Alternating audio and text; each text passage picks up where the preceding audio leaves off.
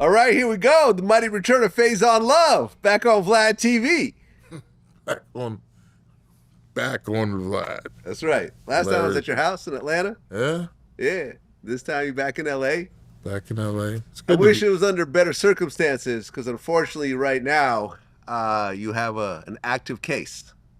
Yes. Now it's an active case, so I don't want to talk about anything coming from you, but I am just going to state what exactly is happening. So according to reports, there was a situation that happened at the Sheraton Mission Valley Hotel in San Diego where a female clerk, Elizabeth Renderos, claimed that you had booked a room through a third-party app, and when you arrived there, the actual booking was not reserved. According to her, you got irate, and she claimed that you ripped the credit card reader off its mount and threw it at her. She claimed that she was hit in the head and diagnosed with a concussion. She's seeking a lawsuit, seeking damages for medical bills and for physical and emotional pain that she says she suffered. And just recently, a San Diego judge actually greenlit a criminal trial against you, where you being charged with a felony assault with a deadly weapon with an enhancement to the charge due to great bodily injury, GBI, to the alleged victim. You've pled not guilty in the case. So in the worst case situation, how much time are you facing? I think it's 3 to 7 or 7. I'm not sure. I'm not sure because it's almost like I woke up at the last preliminary hearing because there was like, how we got here, I don't know. I mean, I know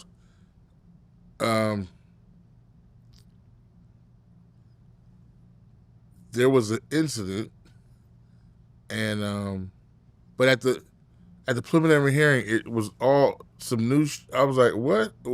Who? What? I'm innocent of doing, hitting somebody with a. So yeah, it's just, it's my city, San Diego. I love the city. So now, when I'm going back home, I'm feeling like, I gotta go. I'm going back for this. Out of all the cities in the world, your hometown, the hometown. Like I literally had an altercation in Ohio. Literally, yeah. I put hands on somebody, and they, okay. It wasn't, I was guilty. Didn't run in. I'm like, yeah, I whipped his ass. I guess you could, I don't know if I could. All this is. Yeah, it's public record. Public record. Yeah. So, I'm not one to run from, okay, it's all different, it's 3 different perceptions. It's always for different perceptions. Okay, what happened to you? The guy in the airport, you can easily say, I flew in that airport just to whoop his ass. Let me go to Columbus, Ohio, and whoop somebody's ass. Or he met with a train and he didn't win. So I don't, but I think other states like Texas, they go, hey, if you're going to hit somebody, you better make sure I don't know. Yeah. When is the actual trial date? January. Okay. Yeah, January. How are you feeling right now about the whole situation? I feel like I said, it's kind of sad because it's my hometown. Yeah. I love San Diego. Somebody asked me on the plane, at all the countries and cities where you've been to, they were just talking about my career. There's a lot of countries where you've been to, what's the best? I said San Diego. He says, everywhere I said San Diego. It's you get, the Mexican food is, I've been eating the same Mexican food since I was a kid. I know I got, so that's what's sad about it is like, Out of everywhere. Not San Diego. Yeah. Well, we'll get off this topic. I'm sorry going through it. I just found out about it the other day. I actually called you right after it happened. Yeah. And yeah, man, but you're gonna get through it. You got lawyer money, luckily. You know, you don't have a public defender. It's not even about lawyer money, to tell you the truth. It's I know a lot of people have lawyer money and they go straight to jail. It's about the attorney giving a fuck. You know what I'm saying? And when you hire an expensive attorney, guess what that means? You got enough money for a lawsuit to settle. Yeah. Yeah. Well, but right now, you're worried about the criminal case. Fuck yeah. More so than the civil case. Yeah, because originally it was a misdemeanor. That's why I didn't go to jail. They didn't give me, they was like, oh, see, go to the funeral, say bye to Miss Cass. And then I went back to Atlanta, and then they were like, hey, police look for you in San Diego. Oh. For what? So allegedly you threw a calculator at a hotel. I was like, what? You threw a calculator at a hotel clerk. I was like, the shit at the Sheraton? Because police are looking for you. It's a felony warrant. It was a felony warrant. Yeah, you got a felony right now. Well, felony charge. Yeah. Not a conviction. Yeah. Yeah. Normally that comes with somebody got shot, somebody got robbed with a gun. It's some heavy shit. Right? Yeah.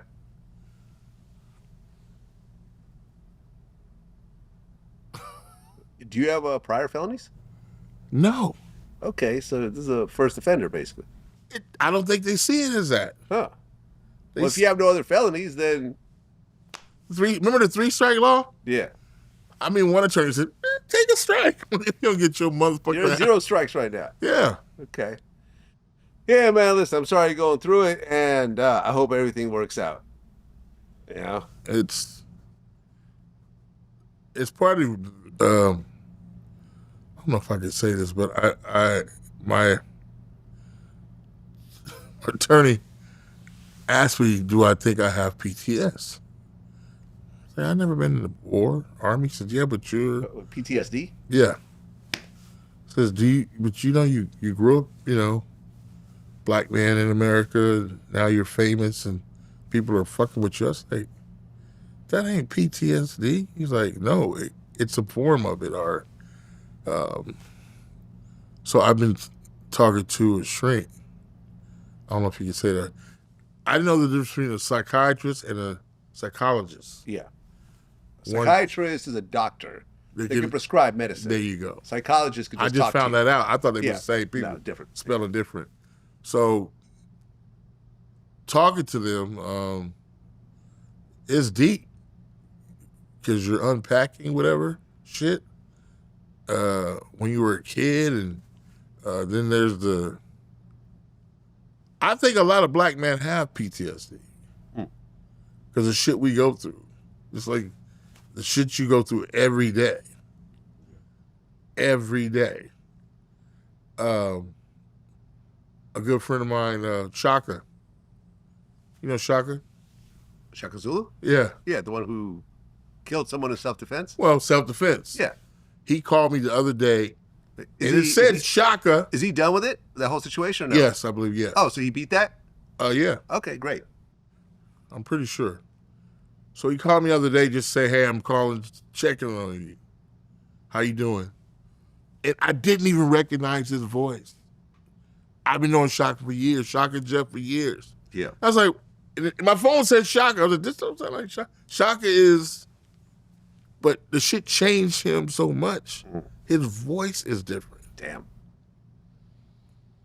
You see what I'm saying? Yeah. And that's part of PTSD, whatever the fuck it's called. And I was like, I didn't know. I was like, wow, that's deep. So,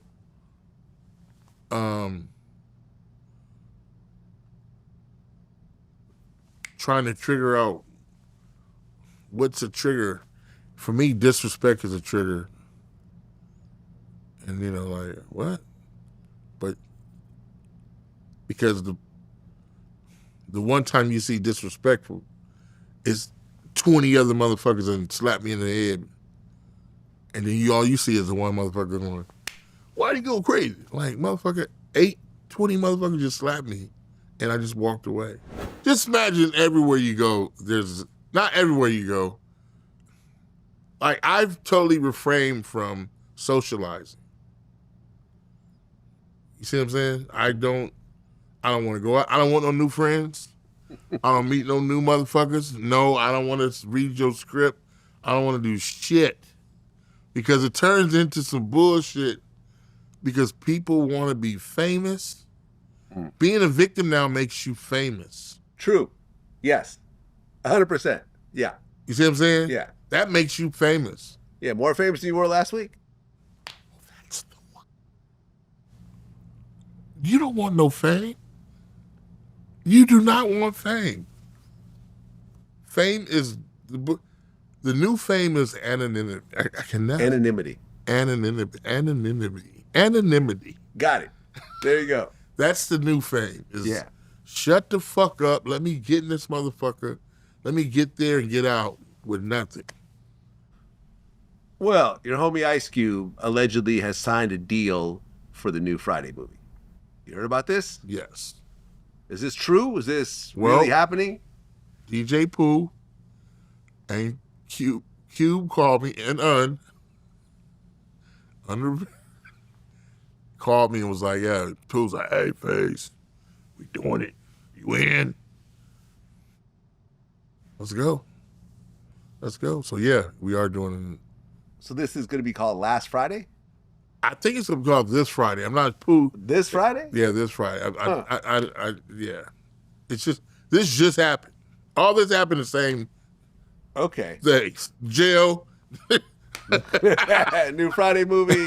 I actually did a post in front of the San Diego jail going, hey, y'all come get me. But they put your hands on you. Right. Why's your shirt off? Right. They would pull away. So you actually locked up at one point? Me? Yeah. No. Oh, because they never took you to They never took me to jail. Never. Okay. Even when I flew back. Okay, got it. To be arraigned and all that stuff. No. Okay, so the new Friday movie.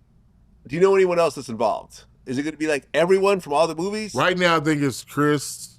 Oh, Chris Tucker's coming back. Yeah. Oh, yeah. Okay. Chris Tucker's coming back to New Friday. Yep. Myself, well. I believe Mike Epps. Okay. I believe. Michael Blackson. I didn't hear that name. Katt Williams. I didn't hear that name. Ricky Smiley. I didn't hear that name. But, they're putting together the team. So I don't know. It was a good phone call. It was a good phone call. Listen, I can't. I actually was.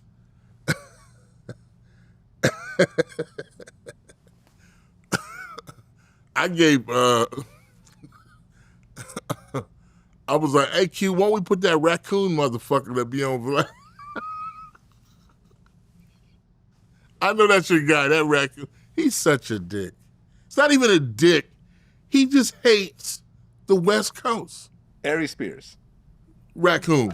Okay, so that was gonna be my next question. So Aries was a regular on my show. Raccoon blood. Did as part of the interview, he basically says that he doesn't like Ice Cube as a rapper or an actor. You don't like anything Ice Cube's done? Nothing. Really? Ice Cube does nothing for me as a rapper and an actor. Okay. Nothing. Let's start with the rap. Fuck the Police. You don't think that's a classic song? It's classic because of what it represents in terms of black struggle symbolism and what black people have gone through with the police historically. It's the song that makes you go, yeah! Yeah. I get how it can touch your emotions, but it don't do nothing for me. Straight Outta Compton, Gangster, Gangster. These When songs? the song that makes me want to jump out of a window is "Have a Good Day." Today was a good day. Rolling down the street in my 6'4". Police didn't come bother us no more.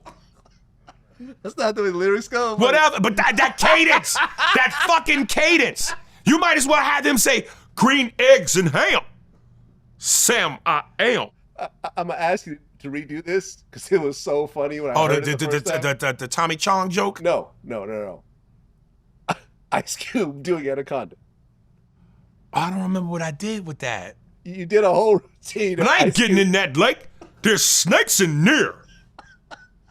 That's him in every fucking movie. Now, I disagreed with him the whole time. I heard you. I know you was goosing him too because you know what he was going to say.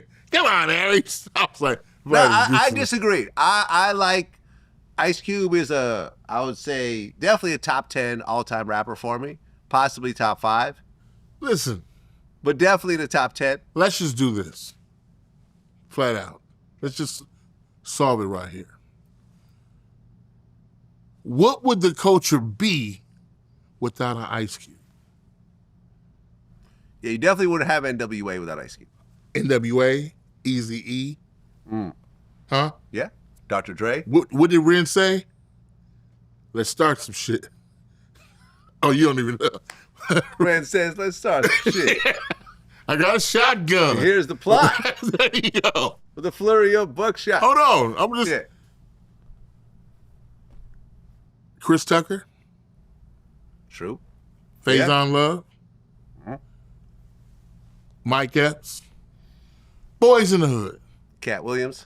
Katt Williams. Say Katt Williams. That was his first movie role, right? Yeah. Yep. Boys in the Hood. Yep. The movie and the song. John Singleton. John Singleton. Huh? Yeah. Now, what would the culture be without Raccoon Blood? Aries Spears. What has he contribute to the culture? Mad TV. Come on, no. Mad TV. No. He's a great stand-up. How about He's a great stand-up comedian. No. Yes, he is. Come on, Vlad, you gotta be honest. I am honest. I said, how could the culture go on? What has he done to... Matter of fact, I'm going to give Peel and Kill and Peel Mad TV because they was the writers. Oh, were they? I believe so. I hope I'm not tripping. I believe they were writers on Mad TV. And then them motherfuckers is funny.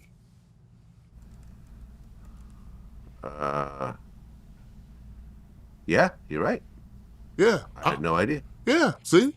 I'm going to give it to them. Because they were brilliant writers. They stayed low and they funny as some motherfucker.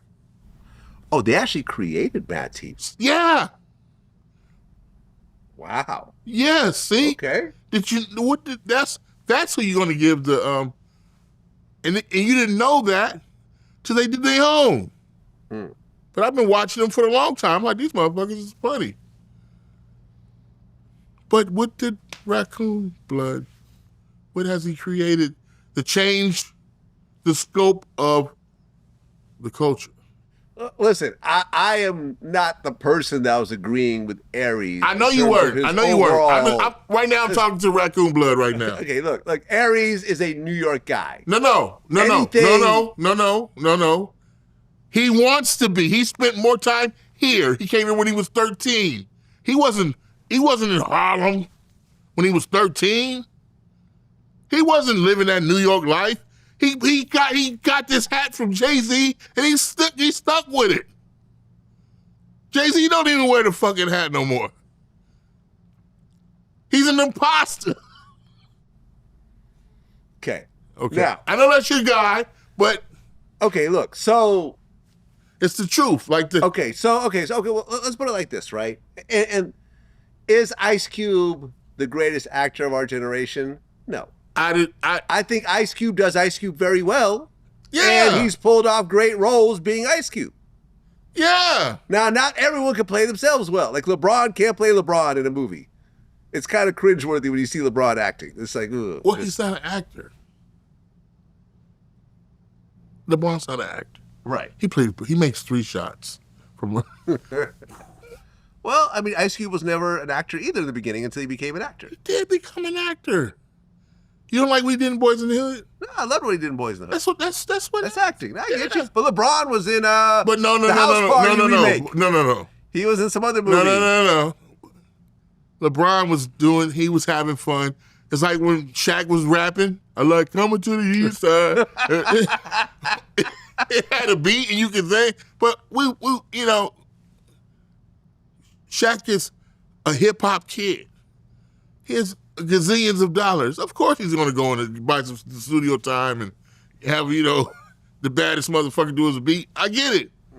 But to say Shaq is a rapper?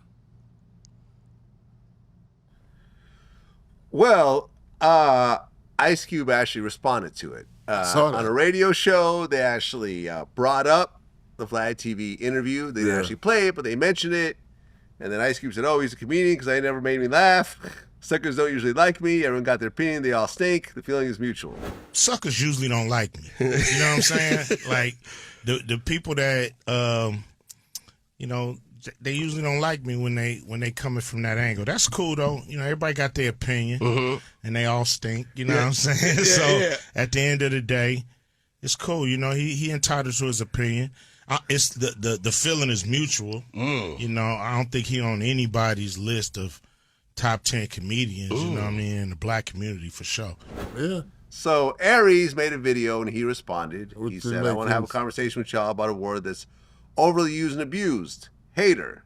Because apparently I'm the poster child for the world's biggest hater. As human beings, we're all allowed to opinions. Am I not allowed to have an opinion, voice, if it's not in the direction of everybody else? If you don't know who I am, how do you know if I'm funny or not? I respect Ice Cube in terms of what he's brought to the game. He's one of the pioneers, so hats off to that. So that's all he had to say. I just said I wasn't a fan of his artistry. Why am I not allowed to feel that way? That's all he had to say. Ice Cube today is he stupid? It's a theme song for a reason. Because that's what a nigga feels like in L.A. Today was everything he said is factual. But if you're a kid raccoon posing like you're from New York, you're not going to understand. You drove your 6'4" and the pumps didn't go out. You happened and the arms didn't fall down. It was a great day. You was rolling. We all talk about bad days. Most rap talk about, fuck the police. If you go through a discography, fuck the police, My Vacation. Summer Vacation, yeah. Yeah, exactly. Yeah, great song. All these songs are real shit that we felt. No, listen, I would say... What has Aries said that I mean, America's Most Wanted was one of the greatest it was the beginning projects. He was mad. Yeah, he was angry. He was like... And he went out to the East Coast. That's all the Bomb Squad. Yeah, that's all Chuck D and them. Yeah. I thought that was a brilliant. And DJ Pooh. Like DJ Pooh was involved in that too? Yeah. One of these motherfuckers different. Oh, that's him? Yeah. Oh, okay. Who's the Mac? Come on, man. It's embedded in us, JD. Yeah. No, listen, man. I disagreed with him. I know. I said I love Ice Cube as a rapper. I mean, his older work, obviously. The newer stuff. It's easy to say as a rapper, but yeah, as an actor, I think he has classic movies under his belt. The Ice Cube series was classic, especially the first one. All About the Benjamins was classic. Players Club was classic. Some of the, Barbershop was classic. Now, some of his action movies I wasn't really into that much, but not everybody does a stretch. Everyone has, even De Niro's got some films that everyone's like, I don't know about that De Niro film. Like, I don't know. But it's like, if you've never been down that road, you got to try it. Like, hey, when's been the last? Wesley Snipes was the Wesley. Yeah. There's 2 black action heroes, Wesley Snipes and Shaft.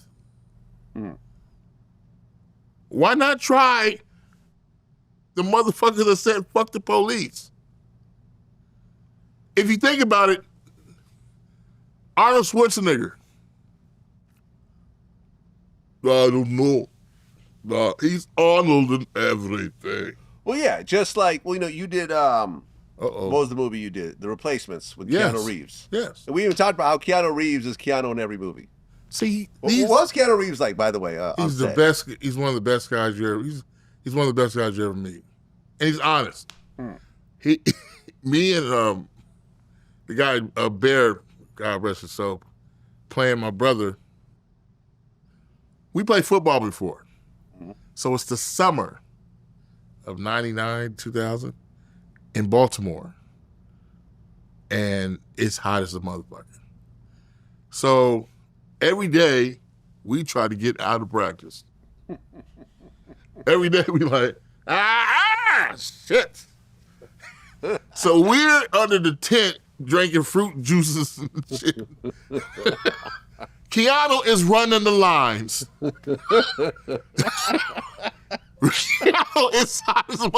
Keanu's out there because they had real football players and had the actors, and we had the mesh.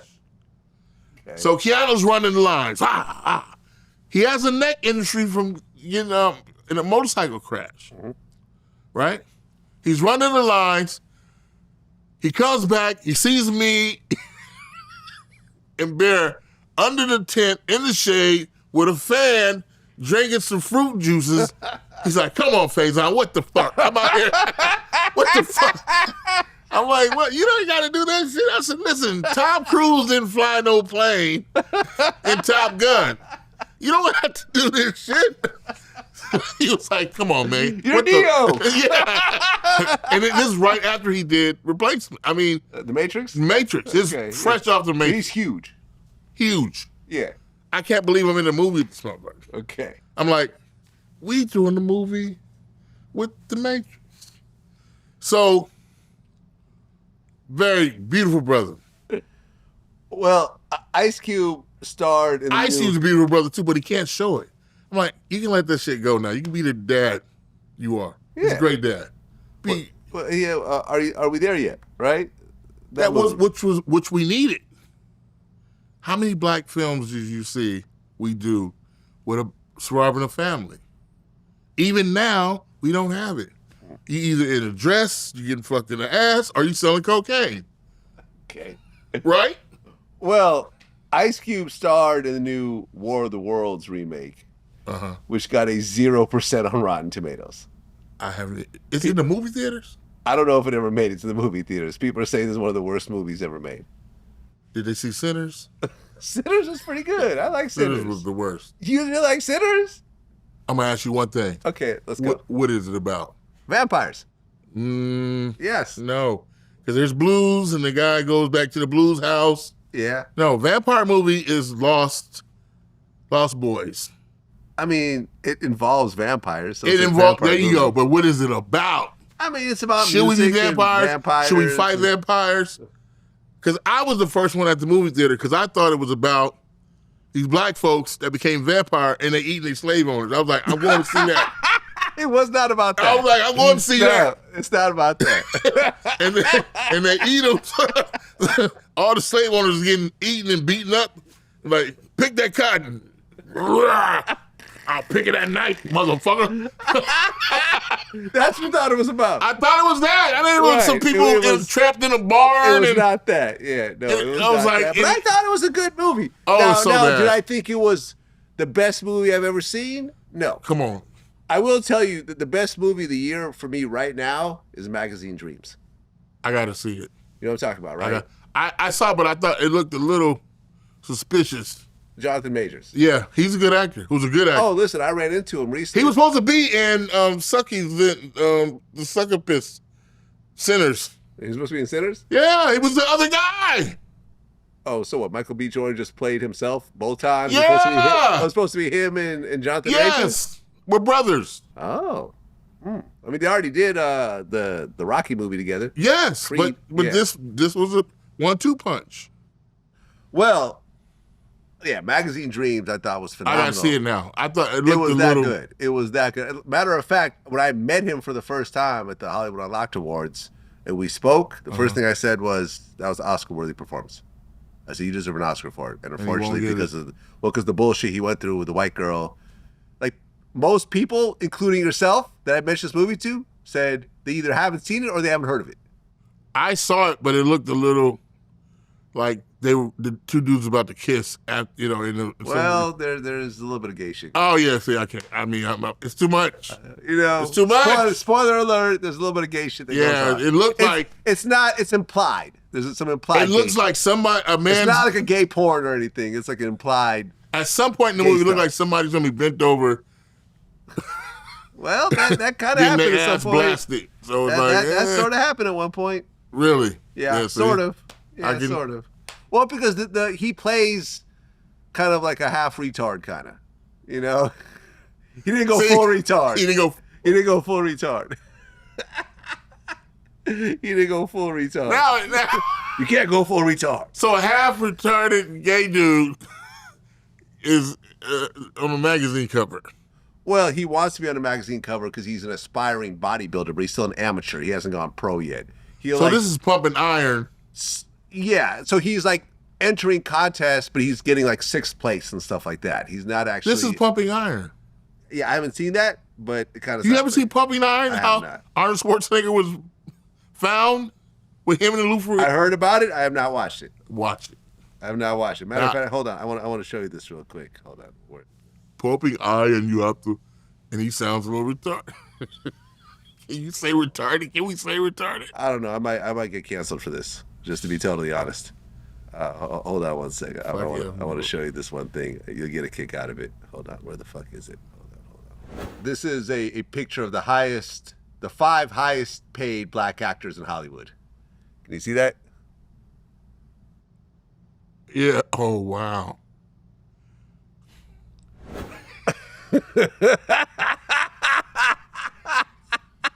Now wait. Took you a second, I see. Took you a second. Cause I was like,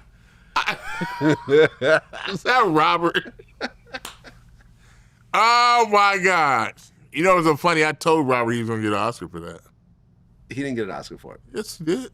He got an Oscar for Tropic Thunder? Yes, he did. Hold on. Oh my God, you're right. He won Best Supporting Actor in Tropic Thunder. Yeah. Wait. No. He was nominated.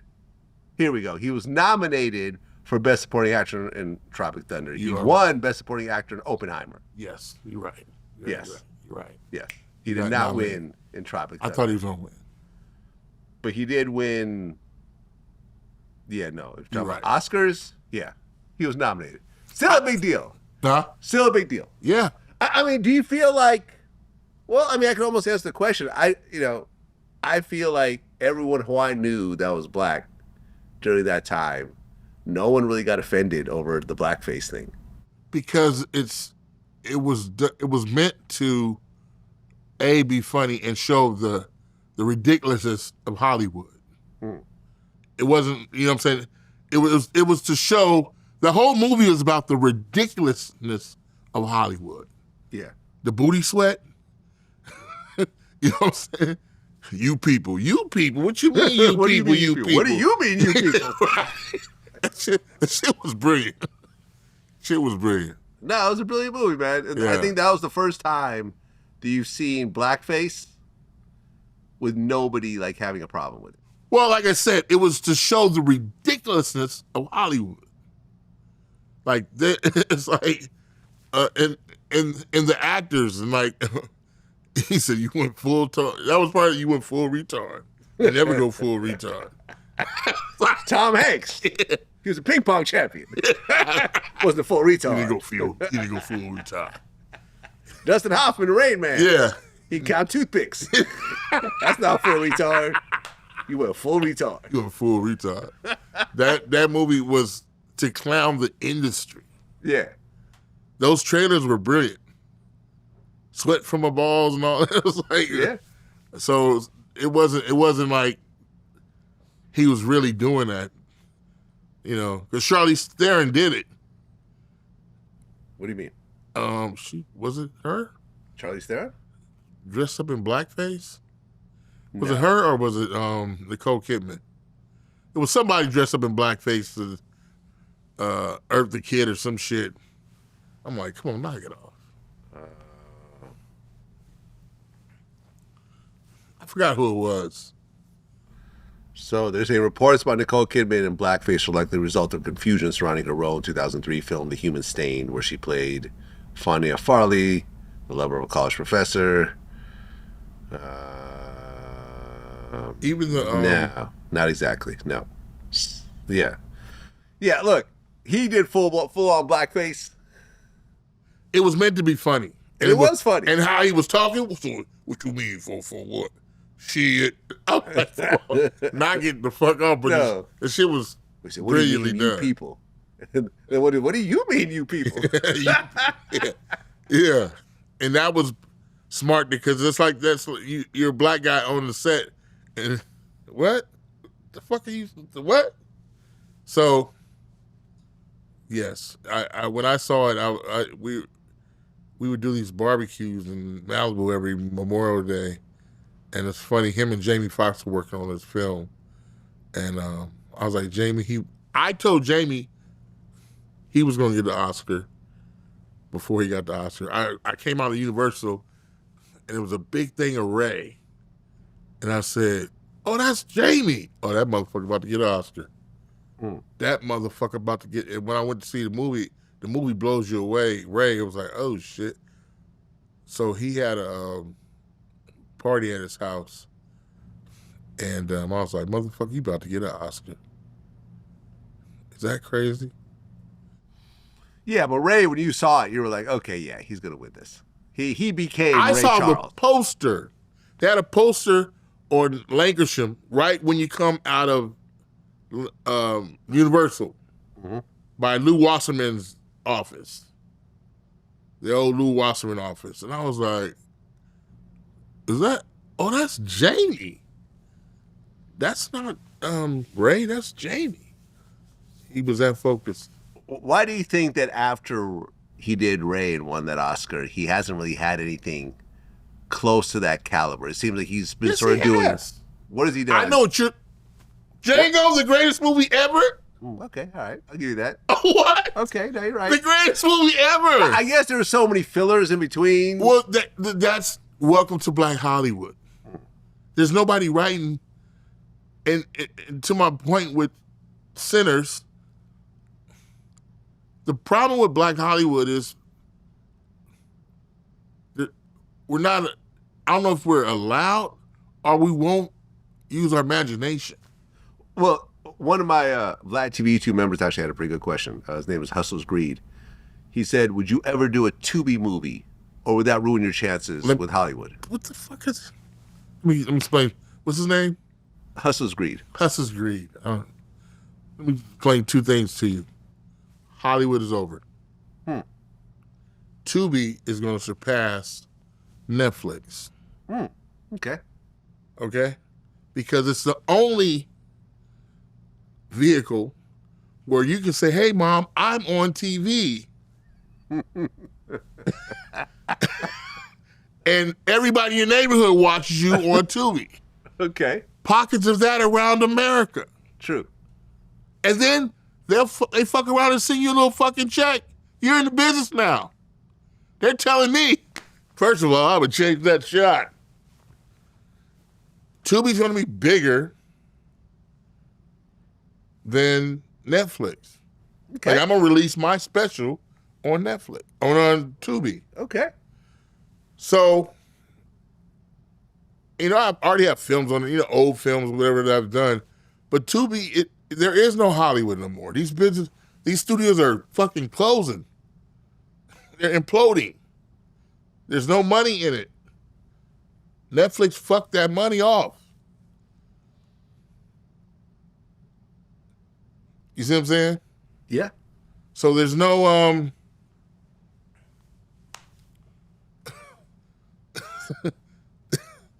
because we had the ancillary market. You had movies was in theaters 5 months. Yeah, I see what you're saying. Now it's like 2 weeks. What? And then it's on demand. Yeah. Then it had on demand. Right? going all the hotels. You know, you check in a hotel. Yeah. Still in theaters. Yeah. Centers. Yeah, now you go to Amazon Video and it's still in theaters on demand. It's in the theaters and it's there. And it's there, yeah. Which one do you want to go to? You'll probably do it at home. You definitely going to do it at home, but a lot of people are not buying them. I buy movies because I'm in the industry and I love film. Yeah, me too. The old ways. I look at more old films than new films because the new films are so shitty. So then you had the Blockbuster. One tape back then, Blockbuster would go out to Blockbuster. If you didn't return it or didn't rewind it, that was $45. They would ship millions of these tapes. Then it turned to DVDs. Then it went to Walmart. That was the ancillary market. It was millions of dollars. Yeah. Netflix fucked all that off. Well, yeah. Plus, you used to get royalties. Now with Netflix, they just buy. No, he only, like Snoop said, he did $1 billion of stream, makes him $4,500. There's no way to count a stream. Well, no, you don't even get money for streams on Netflix. They just give you an upfront check, and that's it. That's just how it works. But if you're an actor, yeah, you gotta count on that. You know, I feel you, man. Listen, there's a reason why I'm not in Hollywood. Right when Vlad TV was starting, I was working on my first documentary, Ghost Ride the Whip. Yeah. Right? Remember that? Okay, thank you. And I think I got like $30,000 for that, you know, and I produced and directed it and shot a bunch of it, you know, like literally it was my film. And I got $30,000 and I was told I never recouped. So I never got a royalty after that. And I said, this is why I'm just going to focus on YouTube because at least I know the stream of money will keep going. I don't have to worry about this shiesty. Well, you had the vision because back then they had this. No, man, listen, everyone laughed at me. Like Peter Spire, I'm gonna put him on blast right now. He's the guy that basically I went through his company. I remember I was telling him, like, yo, I'm gonna do this YouTube thing, we'll do the interviews on it. He's like, oh, that's a waste of time, man. You gotta get with these movie companies. That's where the real money's at. I said, no, man, I'm telling you, that's bullshit, man. You're wasting your time. Look. You look at where I am, where Peter's at, it's a very big difference. Yeah, because it's a very big difference. There is nobody cares about the shot. Nobody cares about the storyline. It used to be 3 acts. Now there's only 2. The girl gets caught and the guy gets her. It's a wrap. The Naked Gun. You remember the Naked Gun? Yeah, there's a new one now. Liam Neeson. Heard it was good though. Get the fuck out of here. You no watched way. It? I didn't watch it. No, there's no way. You haven't watched it yet though. I don't have to. I can see the poster and go, that's bullshit. Okay. I haven't watched it. I can't say he doesn't have the chops. The other guy what was his name? The original? It was Liam. Leslie Nielsen. Does it sound the same? Liam Neeson and Leslie Nielsen. Oh, I see what they're doing. Trying to confuse us. Yeah. Trying to think that he's still alive. He's still doing movies. Whoa. He's been dead for 30 years. Maybe he has a chance. No. Well, the whole situation with Shannon Sharpe has had a very interesting outcome. Let me tell you something. He's paying restitution to the institution of prostitution. Restitution to the institution of prostitution. Sugar free. He just started paying restitution to the institution of prostitution. Right, because according to some reports, he paid her $23 million. That is the dumbest fucking thing. And after he paid that, I don't even think there was no jail time. Listen. After he paid that $23 million, allegedly, he got fired by ESPN. Might as well just take it to court. Same outcome. Probably paid way less money. See, this is a problem with me. I need a coach. What the fuck did he really do? Hard to say. It's hard to say. Now, Laura Jamar, who's back on my show, said that his friend saw a video associated with that, and he said it was pretty bad. So I think she had something on him that once released may have made him look very bad, which is maybe why ESPN ultimately cut their ties. Oh, they saw that part. Possibly. There was probably some sort of investigation. They may have met with the lawyers. The lawyers may have shown them certain things, and they made a final decision. Based on what, though? I don't know. We're going to investigate See, that's the I don't know. You know, the fucked up thing is they're going in people's bedroom and going, "Were you getting your dick sucked all night from the back?" Huh? If it was from the front, it'd be okay. If, but from the back? No way, Jose. Bring in the cameras. Dun-dun-dun-dun-dun-dun. He was getting his dick sucked from the back. He's getting his dick sucked from the back? What the fuck? Right. Well, apparently there was some non-consensual anal sex, according to some text messages. I don't know. How can we prove that? Well, according to her, there was a text message saying, "Hey, I didn't agree to that, regardless of our history, because I guess they had anal sex before. But maybe she didn't want anal." Wait. They had it before. Yeah. How the fuck is he gonna know what day is good to put it in there, blast her ass?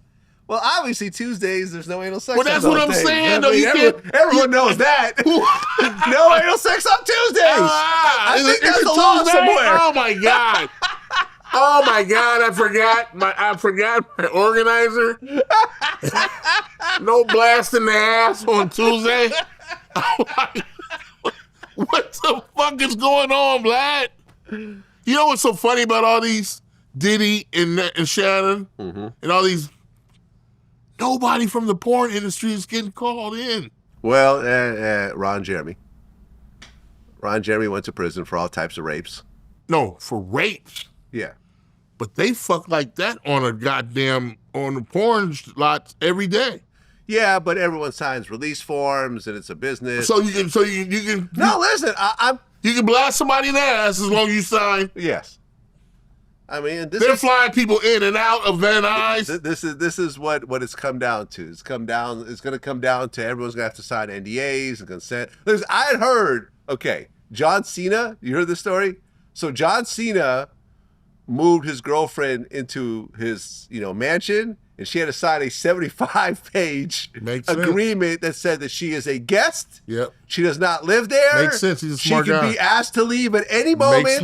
Makes sense. None of the things are hers. Makes sense. She is just a guest that's staying for an extended period of time. 75 pages. That makes sense to me. He's protecting himself. Oh yeah, no, I love it. Because it's like at any moment you did something to me, I'm calling the civil attorney, because the police ain't gonna do shit. Right. This is not a police matter. What happened? Well, he brought me over for coffee, and I sucked his dick. And I want $100 million. So that sounds like she has a case. All right, because I choked on it a little bit. Right. It started. I like to say it started with Bill Cosby. They took Bill Cosby, no due process, but it kind of started with Mike Tyson. So we don't know what fucking happened in that room, because you don't know. Yeah. So it's like, what the fuck is this? This is about money. Yeah. That's what I'm saying. It's almost always about money. Fuck yeah. Yeah. And that's when it should be taken, like, okay, if this is about money. Well, yeah, because there was no criminal charges ever filed against Shannon Sharpe. Look, me and Shannon, we don't get along all that well. Like, there's been some little bit of back and forth and so forth, but at the end of the day, I don't want to see this happen to anybody. Yeah. This is fucked up. The fact that he lost his ESPN job and he has to pay tens of millions potentially, according to reports, I think is messed up for what appeared to be a consensual relationship.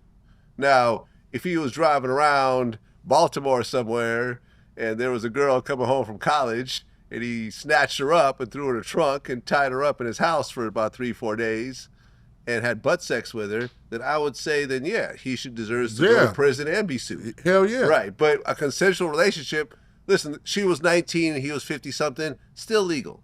Okay? It's still legal. At the end of the day, she was an adult. She did what she did. And look, when they announced the settlement, did you see, she had a post said she's retiring from OnlyFans. It looked like Tom Brady with Super Bowl rings. So they're right about OnlyFans. getting bitches paid. Yo, she retired from it like she had an all-star career. And then she announced that she's recovering from surgery, so she got her whole body done right afterwards also. So you know how she basically had no body before? Now she probably got ass and titties. That's the game. On to the next victim. Yeah, well, listen, the black man is endangered species. Written by Ice Cube, by the way. 1989. But it's true though. Just think about that. This motherfucker was trying to, yeah. Well, the girl. And, you know what's so funny about that whole situation? What's that? Katt Williams didn't see it coming. You will be accosted by the police. Well, what's interesting about the Shannon Sharpe situation is the girl was actually represented by Tony Busby, the lawyer who I got into it with on Pierce Morgan. Did you see that? That was good. That the feds talked to multiple people that he's representing that were suing, but they decided not to use any of them, which makes me think that there wasn't any real credible, real evidence that they actually did anything wrong in the whole situation. Therefore, there's only two people that were actually used. The only person that was actually that filed a lawsuit that was used in this case was Cassie. And there's over 100 lawsuits. So what does that say? That says the lawsuits are all nonsense. Wrong. You know, I listened to you. And some of which of your clients was used in this case? So you just made this grand conclusion that, the U.S. attorney talked to a few of these folks and decided they had no credibility. You are flat out wrong in that respect. Because none of them were used. None of them were used. How am I wrong if none of them were used? What's the is that there was nothing evidence that happened across state lines, and there was no sexual trafficking, which is what the case was all about.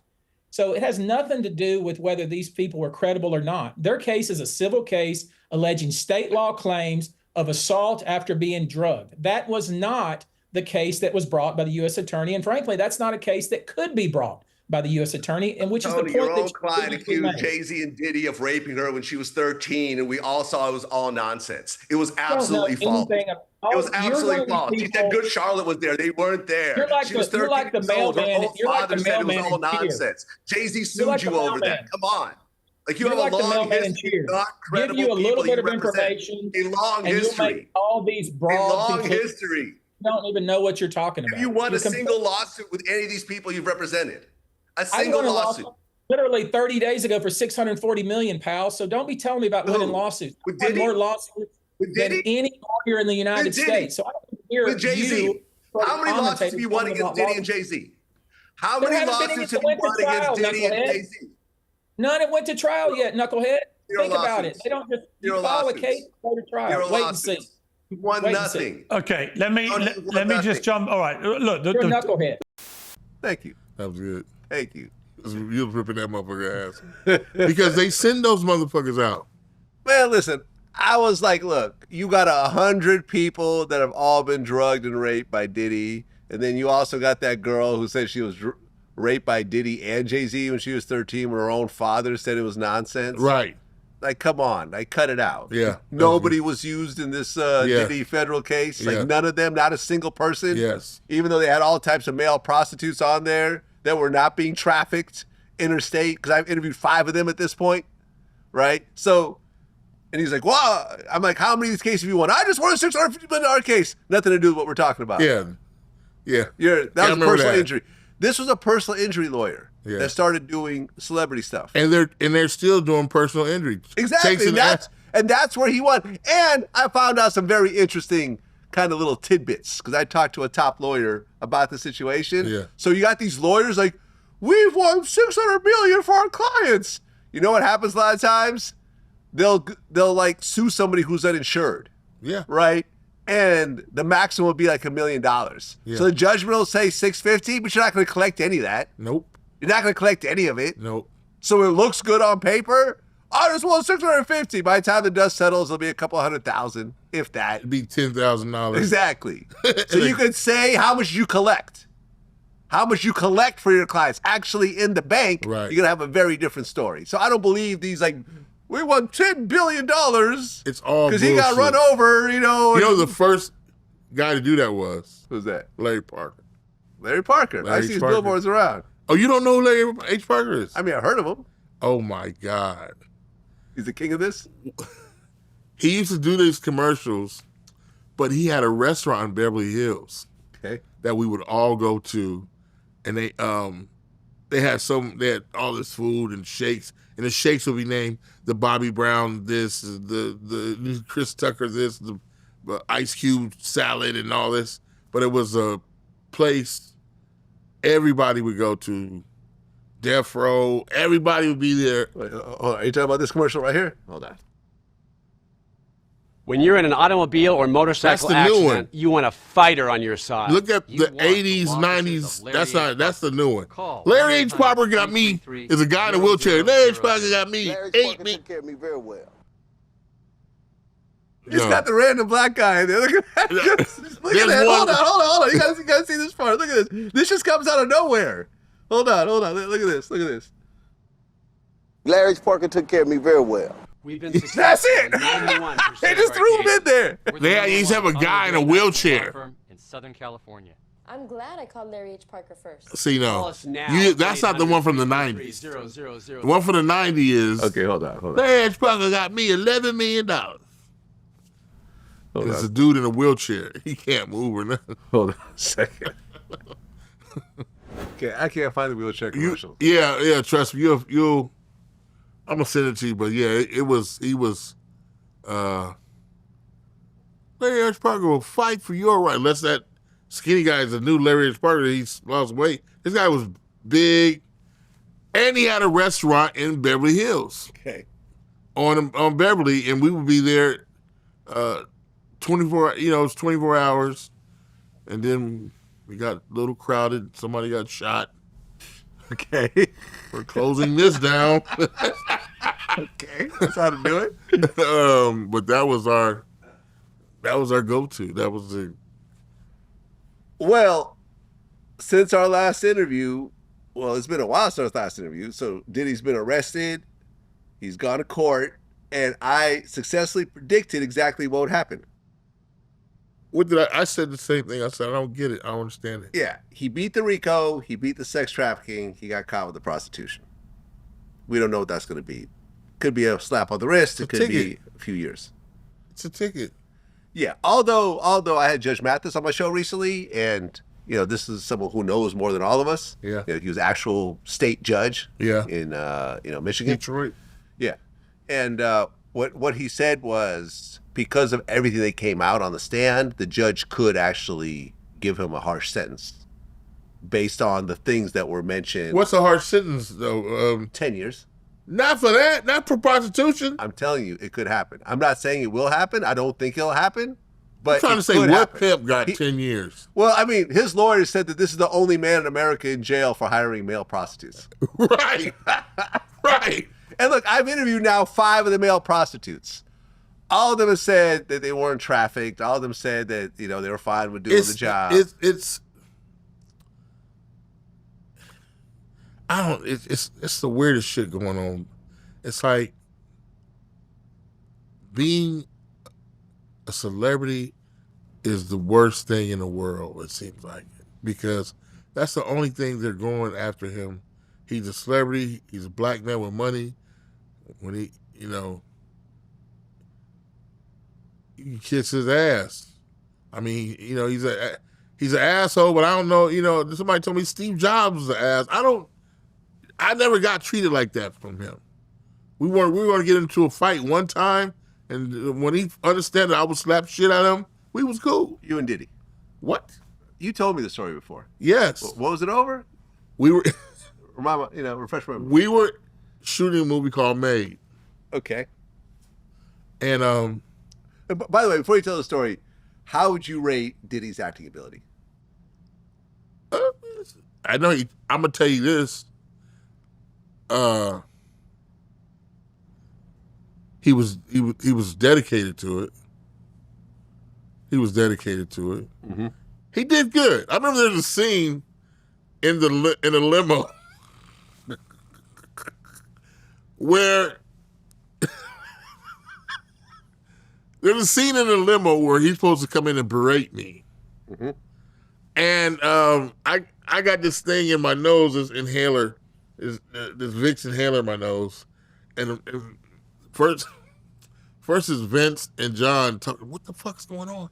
Because I said something to spill the beans. You know about the Red Dragon or whatever the fuck it was. Then he comes in, the thing, what the fuck? And he's talking shit to me. He's berating me like I'm somebody, that bad boy. And I'm trying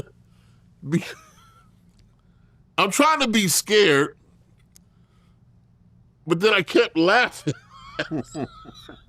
It's in the bloopers too. I keep laughing at Vinny because Vinny is going, well, that's one way how to handle it.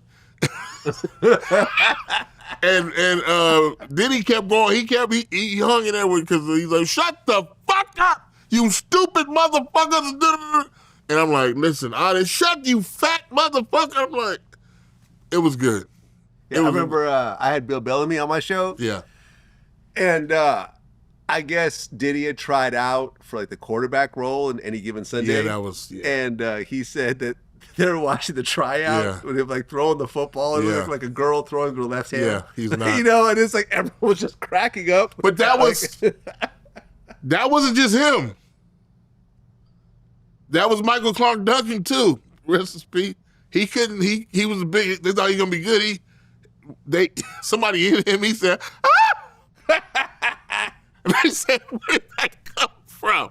That wasn't just him. It was like when you put a man in that football uniform, and because there was touching for real, and their director Scorsese, not Scorsese, but no. It was the one who did Scarface. Hold on. We getting old, man. He doesn't give a fuck. He told them to fight. Oliver Stone. Yeah. He was like, go ahead. Do that shit. Right, it was Jamie Foxx and LL Cool J. Got into a fight. Got into a fist fight. Jamie Foxx was fucking with LL was like, yo, shut the fuck up. And Jamie was, fuck you. I'm going to fuck you. This Oliver said, go action. Yeah. So he said Jim Brown had to show up to set. I was like, listen, y'all fucking up right now. We don't get these type of opportunities. Y'all acting crazy on this set. Like, we don't get too many big budget movies right here. Y'all fighting each other. Cut it out. And Jim was in the movie, but he was like, yo, listen, shut the fuck up. And I was like, because Jamie, we were shooting Replacement at the same time. We used the same people. Oh, okay. Yeah. I didn't know that. Yeah, we were shooting. Okay. Yeah, they shot in Boston. Yeah. So, we would hear stories, and then they went to Miami, and half our crew, they stayed with us. Because they were all football players that didn't make the squad. And then a couple of them did, and they went and joined teams. But, yeah. You predicted that Diddy's going to get out and throw the biggest free concert of all time. I think so. In Central Park. Is it bigger than Diana Ross? Yeah. He's going to sing that Diana Ross song. Hey, man, listen. If it's sponsored by Johnson & Johnson. Listen, I mean, he's when he comes out of this, he's literally the king of New York. You know that, right? Yeah, I mean, except nobody has supported him during this whole process. Because those are just the scary bots. No one supports you going to jail. None of that shit. Ooh. No. Remember OJ? Nobody supported OJ. You go in there. It was until he won, everybody jumped up. Yeah. On that freeway, they was like, that nigga guilty. I mean, Young Thug had a whole bunch of support. Yeah. No, a lot of people stood up for Young Thug. A lot of rappers, a lot of people were like, free Thug, free Thug. You saw a lot of that. No, I didn't. I did not. I saw a lot of rappers were speaking up for Young Thug. I did not. People were not distancing themselves from Young Thug. The way Young Thug, what's the other boy that just got stabbed in jail? Troy. You're talking about Tory Lanez. Tory Lanez. You know what's crazy? I just ran into his dad 2 days ago. Really? Yeah. Yeah, we had a conversation. What did he say? Well, I've spoken, listen, the whole time I've always said that he's going to lose this case. Right. I've always said it publicly because I said you have the victim taking the stand against you, who's a female. Damn, it sounds familiar. A loved female at that. You know, regardless of what happened, when you have the shooting victim getting on the stand wearing purple, you know, the domestic violence colors, and pointing the finger and said, "You shot me." Right. You don't really have much of a chance of beating that, unless you're A$AP Rocky. That's the only person I've seen beat a shooting case where there's a victim. But then again, that wasn't really a victim because he never really got shot. The guy who testified against him, A$AP Rocky, he claimed he got grazed in the knuckles. Like, really? You know, yeah, it was ridiculous. Oh, there was no evidence. There was no bullets. Oh, you know, the defense was that it wasn't a real gun. It was a starter pistol. Right. They never found any bullets. Yeah. You know, casings. And like this guy, the victim who was suing him, you know this situation, claimed that he went to the scene of the crime and found the shell casings on his own, even though there was like 10 cops looking around and no one could find nothing. Right. But I'm saying with Megan, I think she was relatively believable and so forth. So I've been saying this whole time. I also said that if the other girl had shot Megan, why didn't he never say that? I'd be damned if I go to jail over some side chick that I was banging on the side, did a shooting, and I'm now taking the blame for it? No, she did it, Your Honor. Like, I will take the stand. I'll explain what happened. I wouldn't care about my so-called career. And someone goes, yeah, man, but you know, he couldn't really do that. And I'm like, well, you know, I understand. I'm not going to sit here and lie in front of him now that we're face to face. I was respectful. Plus, we're a place where there's a lot of kids around and everything else. It was like this kids thing that we went to, that we just randomly ran into each other. You know what I'm saying? I know. He's not from here, though, right? Canada, Toronto. Yeah. Toronto, they love Katt. They love LA. Yeah. Russell Peters. Yeah. Drake. Drake lives there too? Well, he was for a long time, yeah. Yeah, he had a house in Hidden Hills and so forth. Really? Yeah, Drake. Yeah, but he's not like us. Well, listen, I interviewed a whole bunch of I've now interviewed five male escorts. The other two are actually dropping today. Two of them actually had a threesome with Cassie in front of. Cassie's fucking. Yeah. Obviously. She's so much trauma, she shows up pregnant. Much trauma from fucking and sucking dick. I've been saying that Cassie is the real villain here. Yeah. She walked away with $30 million. Yeah. Listen, and this is what bothered me, right? I've said this before. This is why women are just so different than men. Like, okay, me and you, right? We could have some beef. We can get into a fist fight, let's say. Right. If you beat my ass, I'd be like, you know, but I fight back. He'd be like, oh, yeah, listen, I beat him up. You know, something, he fought back. You know, let's hug it out, whatever. You know, okay, listen, you were the better fighter. You're bigger than me, whatever. I've had beef with people. I get on the phone. Me and Lord Jamar didn't talk for 5 years. We got on the phone. We worked it out. Women will not drop shit. It doesn't matter how many times you apologize, how much they get. Look, Cassie got $20 million directly from Diddy, $10 million from the Intercontinental. She put Diddy in jail. He's been in jail for a year. He's lost hundreds of millions of dollars in business. No Diddy has become the new no homo. Okay? You now know about all his weird perversions of rubbing other dudes' cum on his nipples. Which is nasty as fuck. Nasty as hell. But that's what they do. He's potentially facing 10 more years. And what happens after the verdict? She writes a letter to the judge saying, don't let him out before sentencing. I'm scared. He's going to come get me. My $30 million won't protect me. Bullshit. You can hire a damn Green Beret battalion. He's the least person that's going to fuck with her. Oh, he's terrified of her. Of course. She is the scariest person he has ever met. It's a saying about a vindictive woman. And the ass whooping he gave her, that horrible. Was horrible. Horrible. And you know something? If this was a domestic violence case, I would say he's 100% Oh no, guilty. he would have been gone. Throw him under the jail. But I'm like, why didn't he go to jail then? Well, because she never pressed charges. Well, see. And now it's past the statute of limitations. So then it turned into a RICO? Come on, man. A RICO, sex trafficking. He was convicted of one thing, tricking. With the sperm. Yes.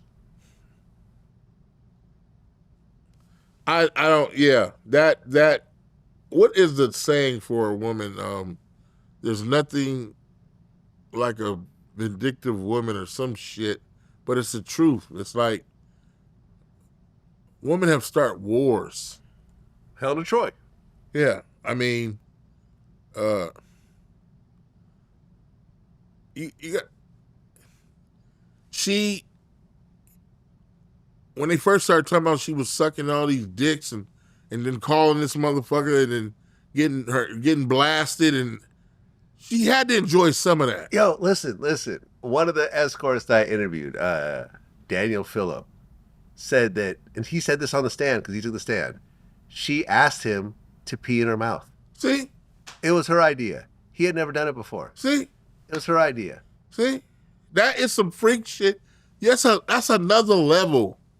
Yeah. You know, I'm not, I do regular shit. I'm not even with 2 or 3, I already know what's going to happen. If you fuck one girl, you have a threesome, the girl, you fuck her better than you fuck your girl. It's a long night. It's a long ride home. Yeah, oh! Wow, I sure heard Cassie screaming over there harder. I'm saying, well, it's new pussy. Yeah, man, listen. I'm the old pussy? What? No, I'm just saying. No, listen, at one point, there was one of the dudes, Clayton, who basically used to describe this whole situation where he was like fucking Cassie from the back and like Diddy was getting head. And at one point, he was like, yo, man, why are you looking at me? Because he don't want the other dudes to look at him. So they got into an argument. Like, man, I'll fucking kill you. Like, I was like, what the fuck? I ain't looking at you, motherfucker. It's a whole argument hold on. that happened during Cassie's the giving Diddy head and the guy's hitting the Cassie from the back. Yeah. But the whole thing is, every male escort told me this, right?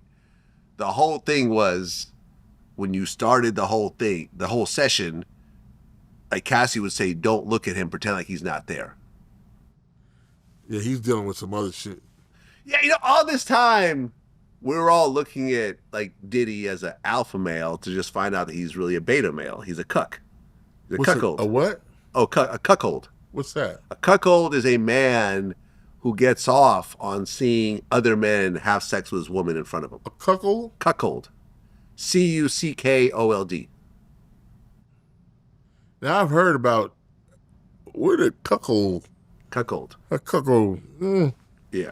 So he's really looking at, it's like watching porn. Like, it's hard for me to watch porn. Like, they keep like, why do they keep showing this motherfucker's dick? I'm trying to, you said, so I just watch girls fuck. Because you watch a porn now, you gotta watch this guy. Like, you're literally watching, you're a cuckold. I mean, you could say that. You are! But the screen ain't gonna squirt in your face. No. You can't take, the tunes come from the screen and put it on your nipples. Yeah, that's right? that's let me tell you. There's this one part, cuckold. Like, cuckold. Like, it sounds, is that Yiddish? Could be. Is it Yiddish? It could be. It could be. He's a cuckold.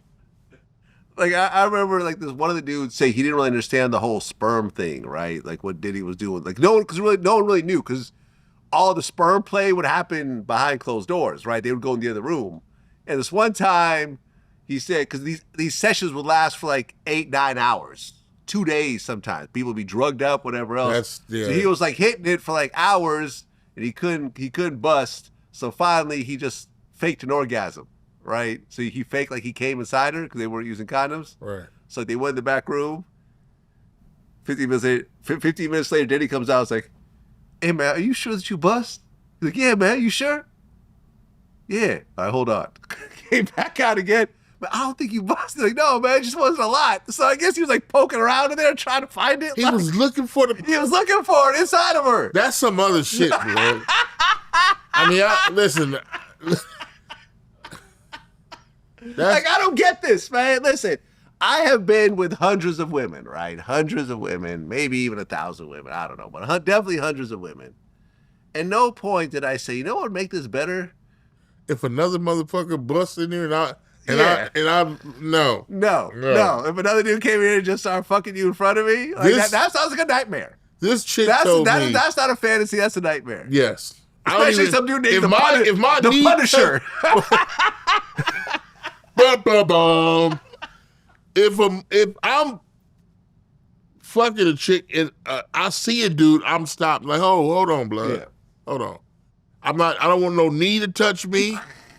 I don't want nothing. Don't. No. It was a lot, man. It was a lot. So I know way too much about this situation at this point. You know a lot. I know way too much. And I've been to a Diddy party. We ain't go to that one. I've been to Diddy parties. I've been a lot. Yeah. I've been a lot. I wasn't a cuckold. No. Well, you said you saw Trump at a Diddy party once. Yeah, in Hamptons. Yeah. Yeah, that was like the white party. It was like, you gotta wear white. It was all, I'm like, yeah, calm down, motherfucker. And you know, that ride out there to the Hamptons. It's long. And it was like, but you know, you get out there, it's like, what the fuck? What? Oh, just to see it, motherfuckers. First you see these, I call them Nantucket motherfuckers. Like, yes, we're going to see the Diddy party. And then this fucking black truck. This is before he was president, though. Yeah, I know. He was just regular. Yeah. Well, you know, originally Trump was talking about pardoning Diddy, but now there's a follow-up interview where he said that he had seen some of the videos of Diddy kind of blasting him during his first election. And now he's saying, yeah, I don't think it's going to happen. I think he will. You think he will? He can't. He doesn't show his hand. That's true. He doesn't play his hand. He's got everybody going. You know what that sounds like? I think we need a little more money. Now that I've seen this, let's just double what you're going to give me. Could be that. There's going to be 10 million. Let's make it 20 now. Could be that. I mean, who? No, don't give me 20. I don't care. Stay in jail. Yeah, I mean, it's just. I'm thinking about seriously moving to Japan. Yeah. Yeah. Well, they have a population problem. Yeah. Like their population is decreasing. No so you can change that. You can turn that around. Because you're okay to have a healthy adult relationship over there. They want you to go over there and fuck. They want you to go over there and make nice. Make nice. Well, you talked about how you saw Prince at one of these Diddy parties. I saw. While we were shooting Made, it was what was that club? It was a club that Diddy was. This was right after the shooting, and you know, we're Vince, John, Peter Billingsley's there. Somebody else though. I'm there. It's somebody else that was anyway. It's packed. Diddy's up top doing whatever he does. Big dude comes in, bodyguard, and he looks at us, me, Vince, and John and Peter, and goes, like, move. John was like, Vince is like, what? Here come Prince. And Prince like, oh no, they're cool. They're cool. So Vince decides to fuck with Prince, like having a good time or whatever the shit he does. Then Prince goes,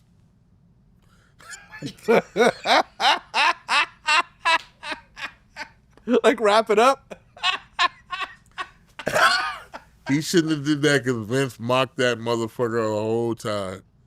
Yeah, that was probably the third time I saw Prince like that. And he had a party at his house. Oscar party. But yeah, those are some fun days. Yeah. Well, Fat Joe has been in the news recently for some pretty wild tales. For what? At one point, this is actually an older interview that's resurfaced on Cam Capone's channel. At one point, I guess Fat Joe said when he was in high school, he robbed a gym with 70 people in it. with no gun. He said he robbed so many people that some of the people he robbed had to help him carry some of the belongings.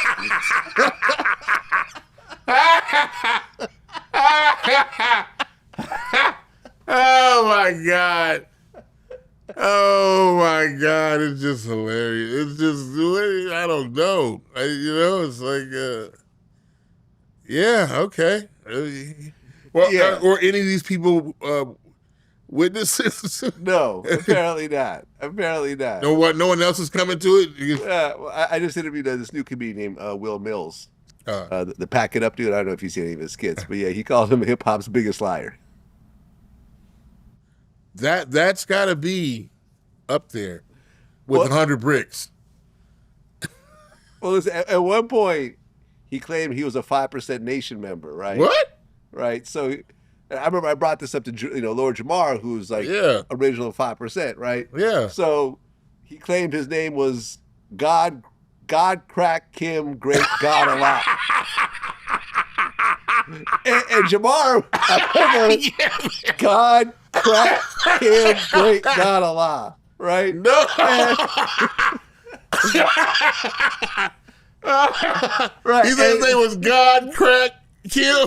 God Crack Kim Great God Allah. Oh my God. And I remember when I mentioned Jamar, he kind of put his head in his hands. He said, okay, well, first of all, when it comes to 5% names, they're supposed to all be positive phrases. Understand. You can't have the word crack in your name. And kill. That'd be like supreme fentanyl, Allah, justice. Like, it's just not a thing. It's not a thing. You can't have crack in your name. That's hilarious. If that's what you are. So, yeah, man, he claims he drinks 40 diet sodas a day. There's just a bunch of wild stuff, man. It's a bunch of wild stuff. Is it mental? Is it? I don't know, man. I think he's just, he's realizing that he goes viral for this type of stuff. Oh, he clicks. Yeah, because he has a show with Jadakiss now. Jadakiss, yeah. They have a podcast. I know. I met Jadakiss a couple of these. Yeah, very cool too. So yeah, man, it's kind of a crazy situation. Listen, I there used to know be a sandwich spot in Harlem, and he used to do the shows, Joey at Apollo, and you go over there and get the sandwich spot, and then I remember opening it up. They put me, a comedian, out there. And one time I was taking too long. It's like, bring out the Fat Joe. Bring out the Fat Joe. I was like, here's your Fat Joe. Right? I'm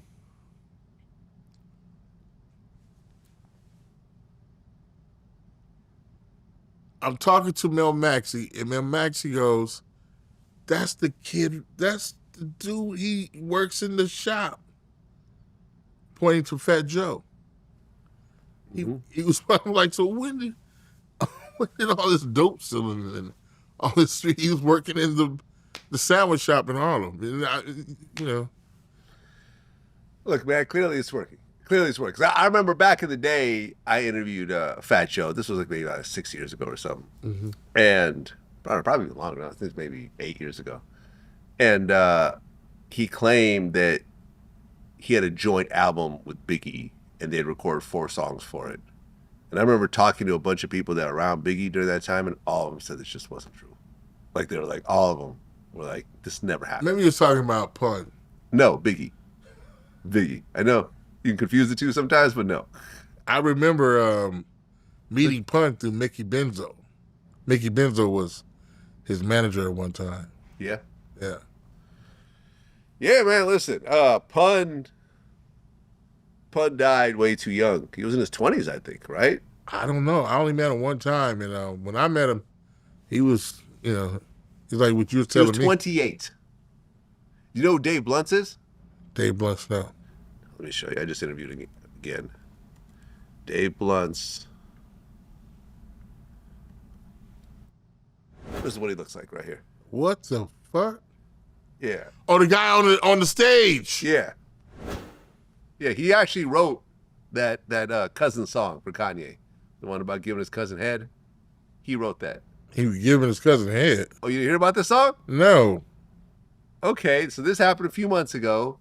Kanye released a song called Cousins, where he basically talked about giving his male cousin head when he was like 13. Come on. You didn't hear the song? What the fuck would I? You want to hear it? No. You trying to turn me into a cuckoo.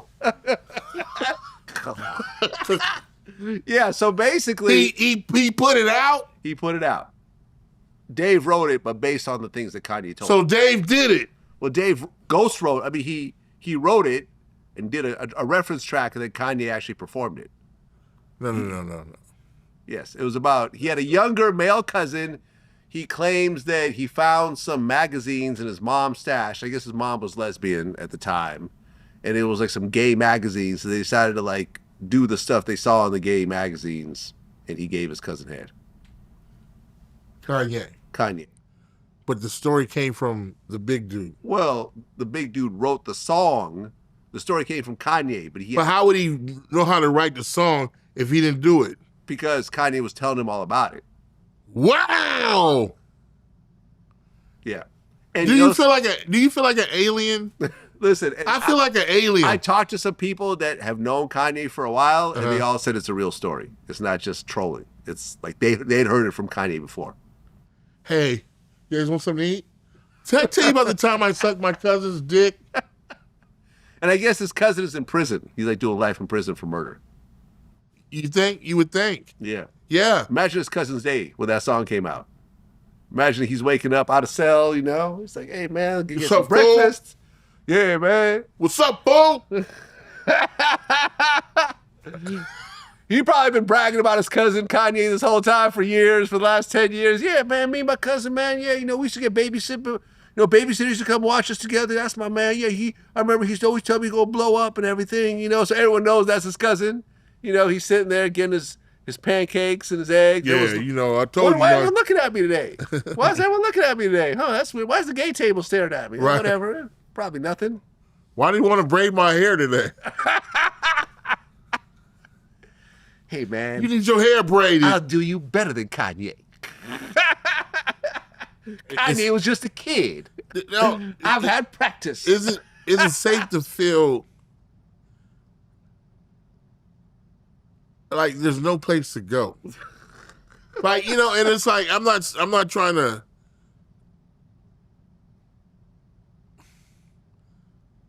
It's just it feels we're being extorted, our extinction.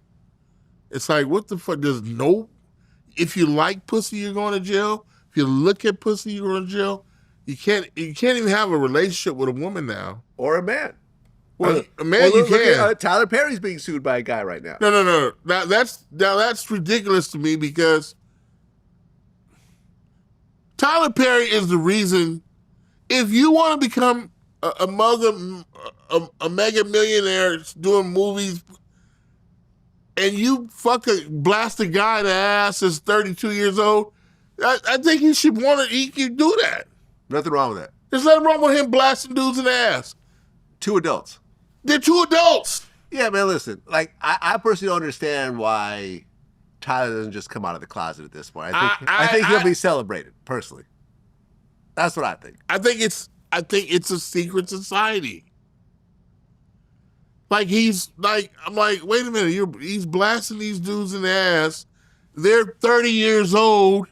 You knew this motherfucker he had a dress on and his dick was blasting you in your ass.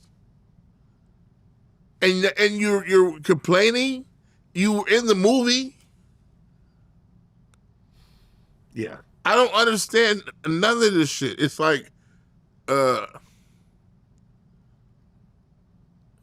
it's insanity.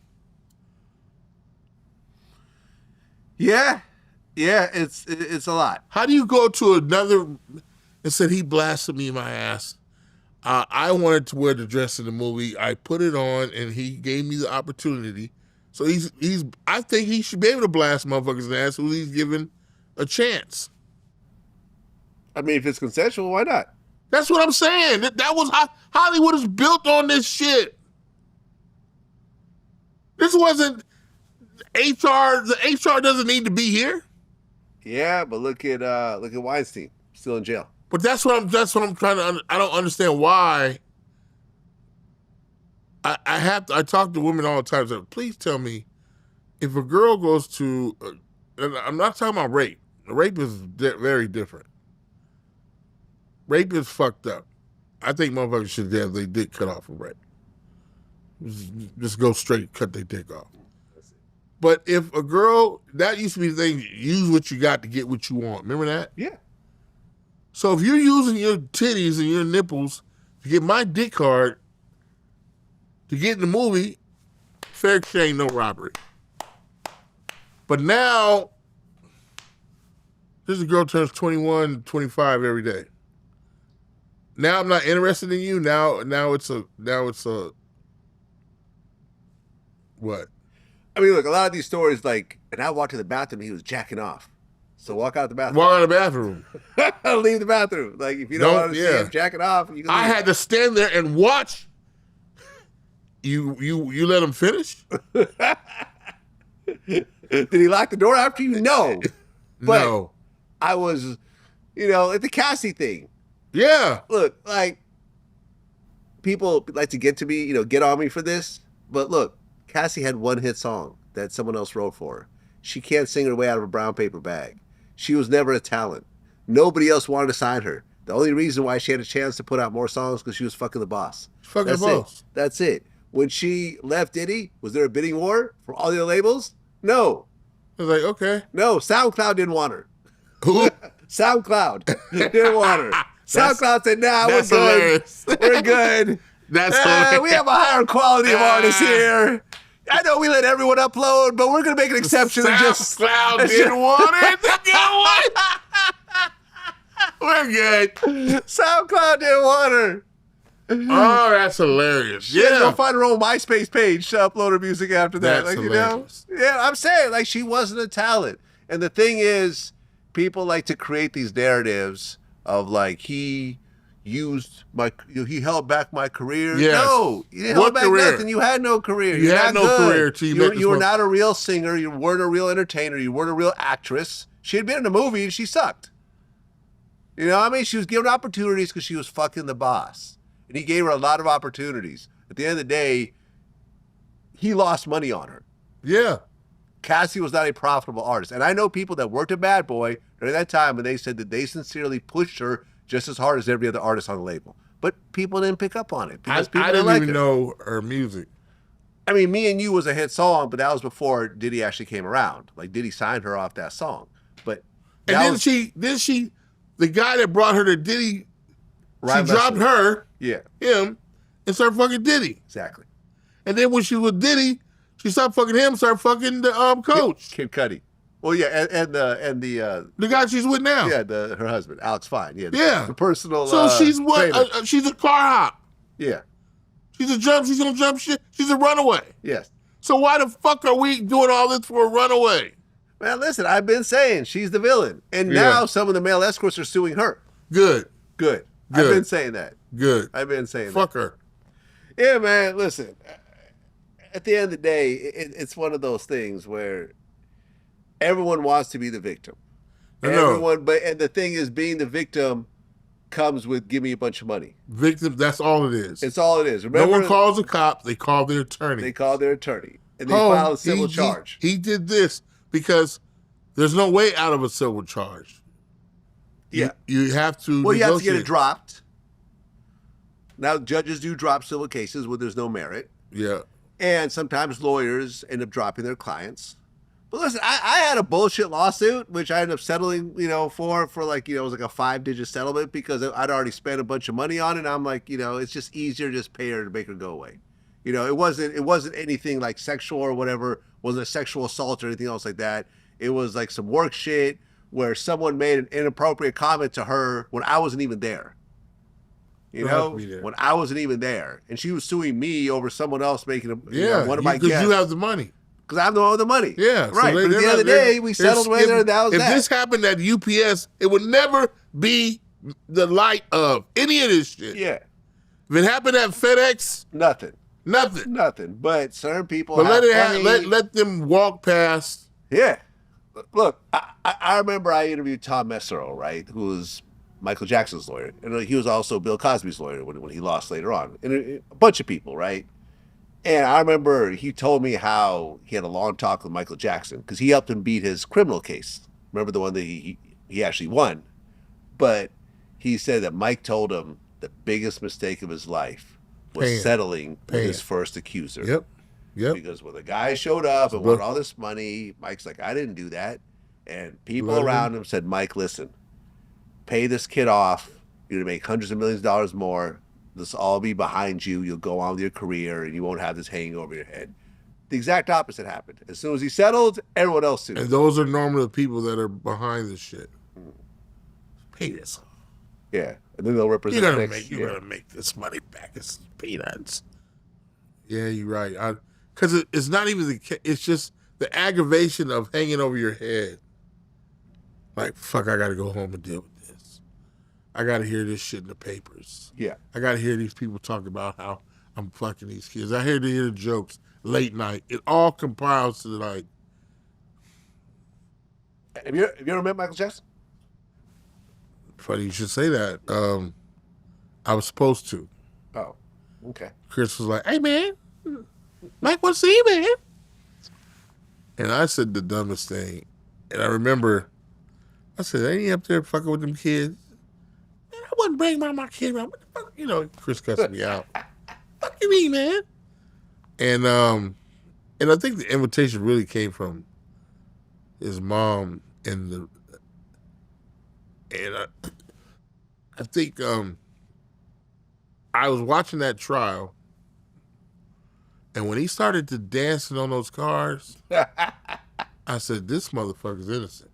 Yeah, I remember that. Yeah. I said, this motherfucker's innocent because if you've ever been to court, you've been guilty, you showing up early. Yeah. He showed up late. He showed up late in pajamas. I interviewed Eddie Griffin, who was with him when they showed up. Yeah. And you gonna show up with Eddie Griffin? What's that? You gonna show up with Eddie Griffin? Right. You're innocent. And I'm gonna dance on the car? No. If you're guilty, you don't show up. You don't show up with Eddie Griffin. You gonna make it worse. You don't show up, brother, man.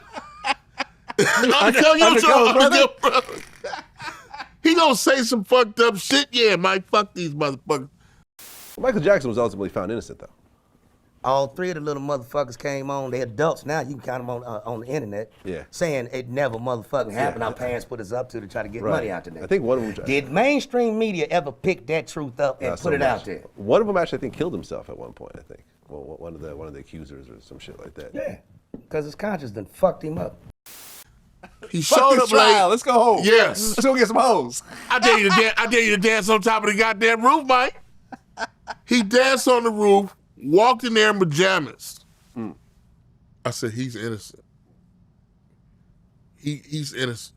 Because if you're guilty, you walk slow. And you walk quietly. Every time I've been in a case, I've been early, sitting there with my...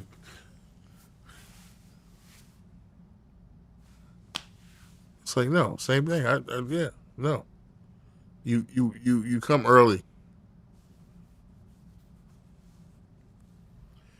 Well, TK Kirkland talked about a situation where he got jumped and he was going to shoot some guys, and you stopped him from shooting him.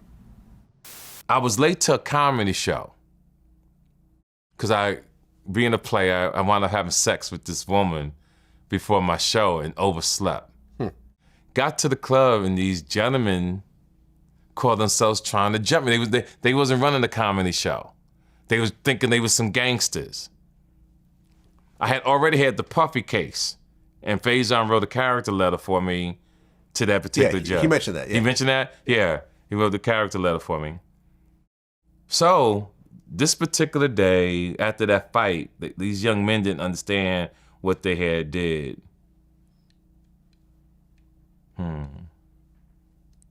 And I had so much hate in me that I had my crew pull up and we got our stuff and we was getting ready. I think we would have killed everybody. And Faizon saw me. Yeah. And he grabbed me, took me in the car. That's exactly what he said. He said you had a gun ready to shoot somebody. He was about to kill him, yo. Yeah. I promise you. We would have never met.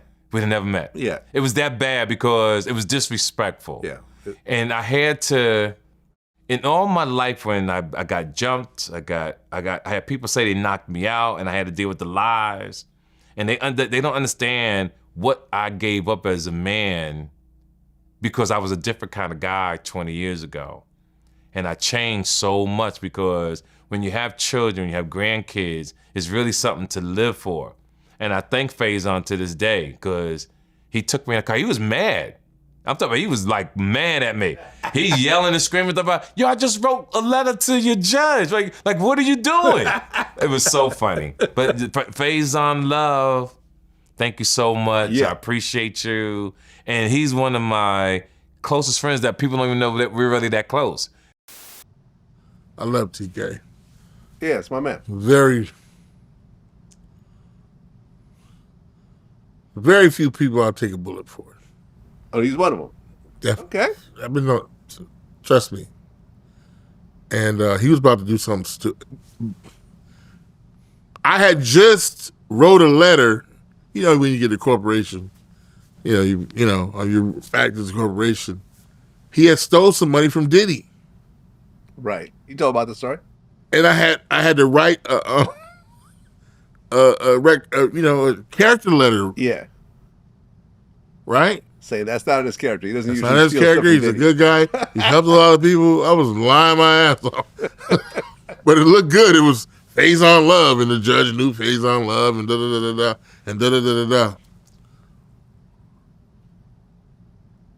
I'm in Atlanta. He gets into it with these guys at the club. He goes, and I was like, yo, I just landed. He said, man,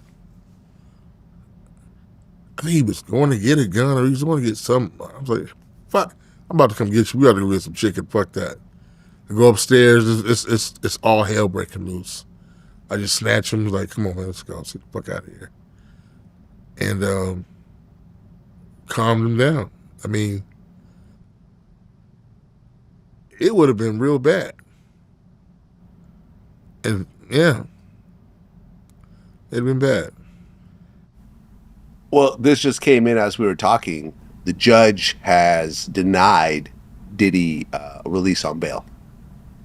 Does that make sense? He said failed to satisfy his burden to demonstrate entitlement to release. That just came in. Just came in. Yeah. Diddy's going to sit in jail until like October or something? Which is Does that make sense?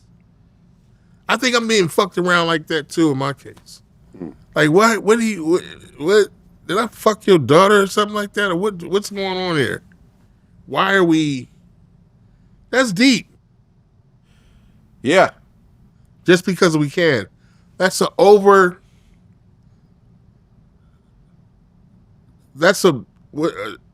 bad distribution of power. Well, I mean, heaven forbid he should get out and trick some more, because that's what he's in jail for. No. I don't think he ever going to do that again in his life. No, I think he will. No. If he gets out, he's going to go back to tricking. No. Let me tell you something. I guarantee you. Now, I know a few things. I interviewed one of the guys, Don the dealer. Yeah. Right? Who was doing free cops with Diddy and Jane Doe, a.k.a. 50's baby mother. After his houses were raided and everything else like that. So he knew all this was coming and he was still doing free cops. But see, he never been through this before. Well, now he's been in jail. Now he's been through jail. For about a year. He been through the real shit. Yeah. He in the real shit. Yeah. So he don't want to smell what it smells like. He don't want to hear that shit close. He don't want to hear rack out. He don't want to hear none of that shit again. He don't even want to see the bus. You understand me? Yeah. It's the worst. It's like, yo, and this part right here is just fucking with him. It's just fucking with him. Wait, I'm basically innocent of all the shit you thought. Right. And I'm still here? Yeah. It's like getting released from bail. You know it takes a long... When they release you from bail, you don't just get released. It's probably about 48 hours. Unless you got some major juice. Right. Plus you got ankle monitor, you got They could have gave him that. stipulations. I know a motherfucker. I know a motherfucker with keys. With birds. He got bail. What? He's out now. He didn't serve it. He didn't serve nothing. Nothing. You understand me? Well, are you a boxing fan? Yeah. Canelo versus Crawford. Crawford all day long. Now. Crawford all day long. Now, according to betonline.ag, Canelo is favored minus 172. Crawford is the underdog at plus 151. Oh, good. So that means that if you bet $100, that means if you bet $172 on Canelo, you'll get $100 back. Almost 2-to-1 odds. Wait, are you saying Canelo is the under? Favored. No. Canelo's favored. Oh. So that means Crawford. So with Crawford, if you bet $100 on Crawford, you'll get $151 back. Meaning that he is basically underdog. He's the underdog. They'll say that he's going to lose. Now Crawford is undefeated. Canelo had a couple defeats like Mayweather, but in general, he's been doing it a bit longer. And Canelo's naturally bigger. So you give it to Crawford? I'm going to bet on Crawford. Is it because he's black? Fuck you. And Canelo's Mexican. No, because Crawford's Bud's a bad motherfucker. Yeah? Bud's a bad motherfucker. The only Shay interview I liked was with him and Crawford. Okay. Did you see that? No, I didn't see it. It was a really good interview. Okay. He was showing him how to fight, and Shay kept getting tired. He's like, motherfucker. He's like, and he just kept it 100. They was in the ring. He showed him how to box. Because I always thought I had to slap Shannon. Well, you know, I was like, at some point, me and Shannon gonna mix it up, but no longer. Saw love. And he can't fight. He's just a big dude. And Crawford was. Can we scratch that? But yeah, he can't fight. He was in there with Crawford, and Crawford was. Well, look, Canelo is 63-2-2 with 39 knockouts. Crawford is 41-0 with 31 knockouts. So more knockouts per fights, percentage-wise. Crawford? Yeah, but Crawford has to go up in weight. Canelo's naturally bigger and stockier. That's just technically. Yeah, I mean, but that does matter. Not really. Crawford is taller. He's at 5'8", 74-inch reach. Yeah, I mean, look, a lot of people are trying to really. When is this fight? This is hold on a second. Canelo Crawford dates. September 13th, 2025. And it's going to be on Netflix, so it's going to be free. Is it in Vegas? Yeah, I believe so. I'm going to be there. Yeah? I'm going to be there. We should go. I'm going to be there, yes. Let's do it. I'm going to be, yeah. Get some tickets. Yes. That'll be a hell of a fight to watch. Oh, yeah. Let's do it. Yes. Those tickets are going to be crazy, though. The ticket prices are going to be insane. TikTok's going to be crazy. Yeah. We might have a guy. You got a guy? I got a guy. All right. Let's do it. I haven't been to a fight in a while. You know, last fight I'm thinking about. You know, the last fight I went to, Lennox and Tyson. No, Raw in South Africa. Oh wow, you were all the way out there. I was shooting a movie out there, and the fight was out there. Okay. And I had met Lennox a couple times, so I was like, okay. Lennox had this big ass party planned and shit. This is when he got knocked out. It was this many people in the after party. Noah was there, big ass lump on his eye. He's like, he starts talking about the Ocean 11. I'm doing this movie, Ocean 11. Like, you should have been concentrating on the fight. He was like, just calmly, he's like, yes, I'm doing this movie in Las Vegas, Ocean 11. It's a big, this shit is this big. How's the directing?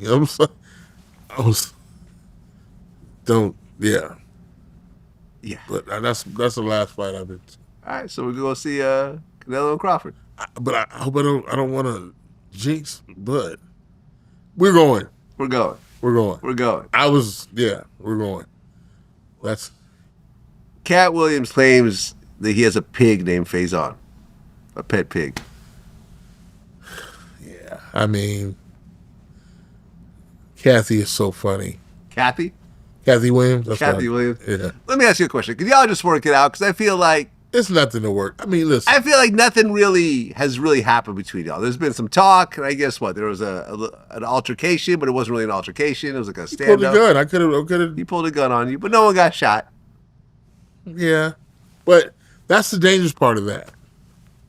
The guy I was with was about to blast him, and that would have been so bad. And he ended up, Otis ended up taking the gun from him, and he was like, you know,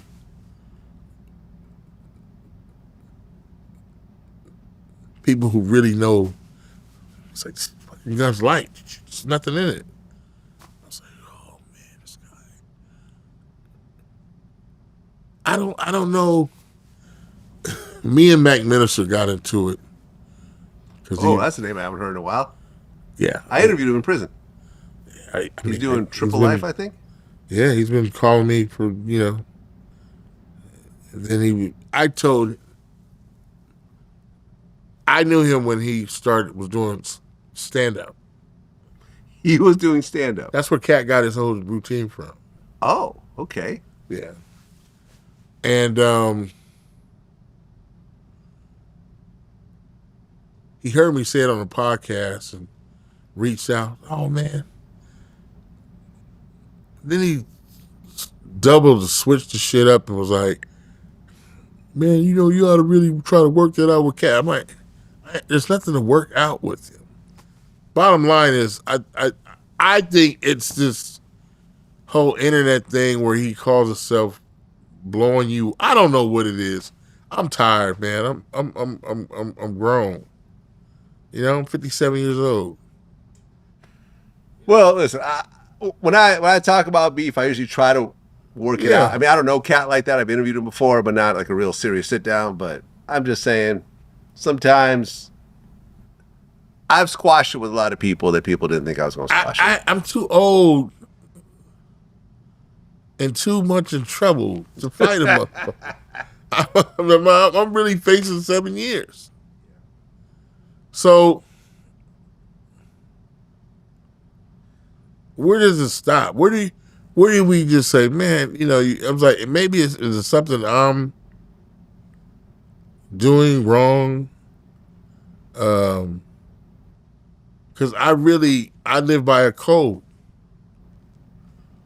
It's like it's a code. Yo, you gotta back that shit up. Like, yo, you can't just say this fuck shit and then go somewhere and tweet it. When I see you, I'm gonna fuck you up. But that's over. That's all behind me now. I'm not a cuckle. You're gonna have me calling that shit everywhere. That's a cuckle. But so I don't know. How do you think we fix it? Or like it's not just me. He has a bunch of people. Yeah, but I think if the two of you got on the phone or maybe sat in a room together. If Katt came through that door right now, he's going to laugh. He's going to think this shit's funny. He thinks it's funny. Yeah. But then I have to go, is he thinking it's funny because he sees me? And maybe I should take on that attitude like, it's all good, bro. I mean, listen, I interviewed Beanie Siegel We talked about that whole situation. Remember when Katt was on stage with him and he like tried to rush those dudes, they ended up beating him up on stage? Yeah. And that was just a big mess. Like Katt had I remember he had an era where he just kept doing crazier and crazier They and were crazier whooping his things. ass everywhere. Yeah. That kid whooped his ass. Yeah, it was like a 13-year-old. Yeah, the kid was like, I'm not playing, motherfucker. Was it Benny Siegel or was it the guy from Harlem, Horse and Buggy? It was a BD Seal show. We talked about it. But it was over the Horse and Buggy guy. Who, Mace? No. Cameron? Yeah. No, it wasn't over that. I mean, he was there. Who, Cameron was there? Yeah. No, I don't think so. Yes. Was he? I don't know, man. He gave Cameron a Lamborghini that day. He gave a lot of people Lamborghinis. No, he really did. No, it's a real thing.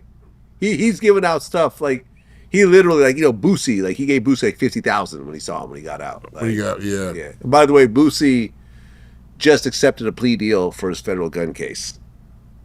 Just today, he announced it. And what was it? We don't know because the judge still has to sentence him.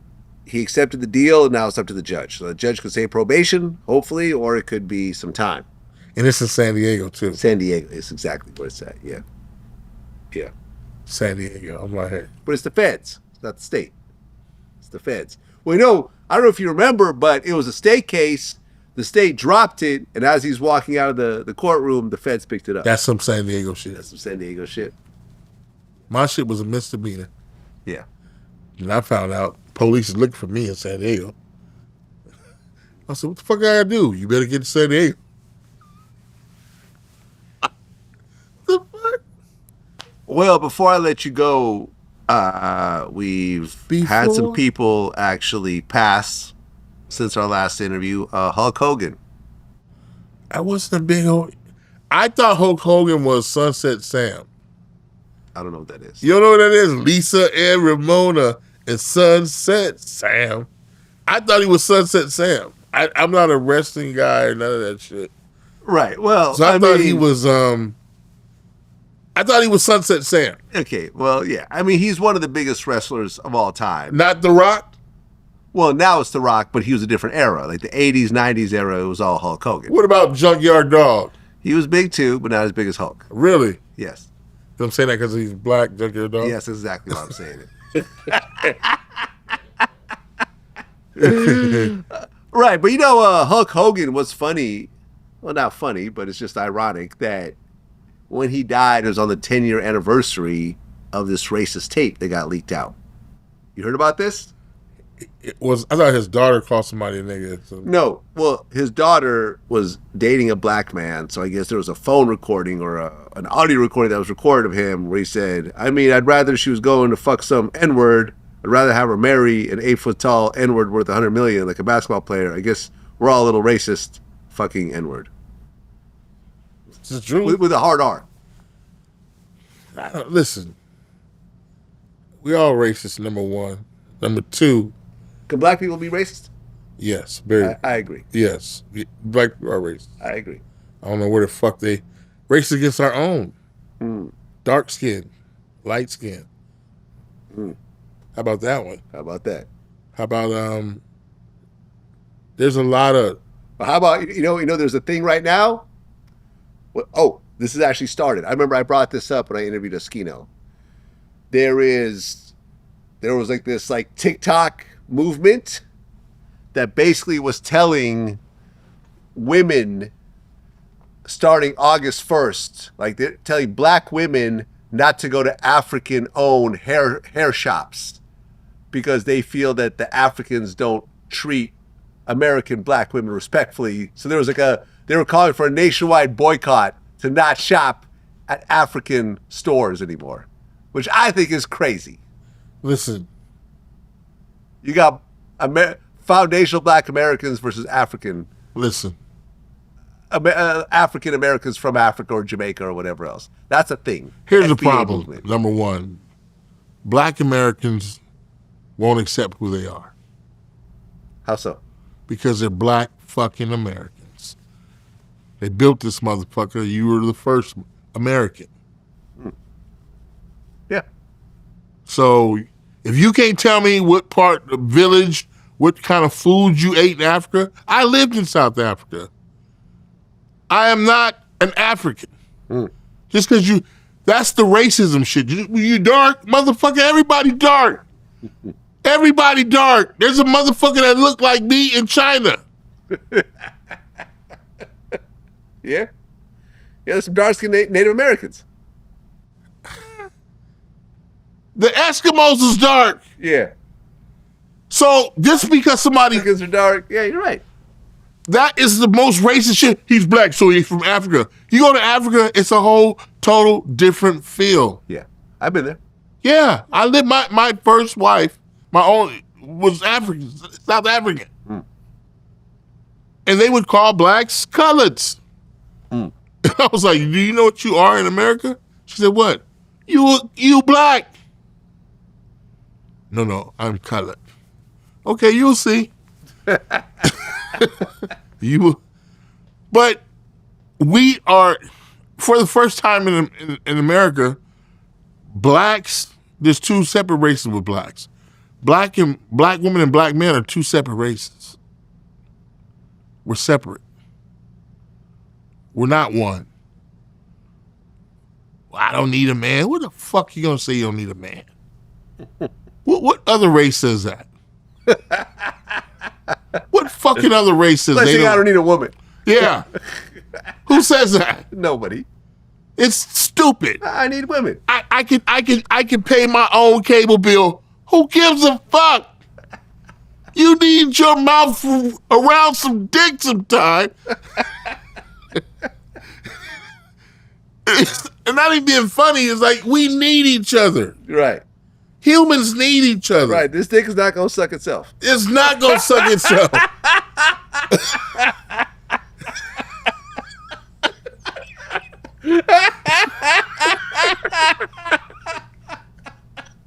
That's my point.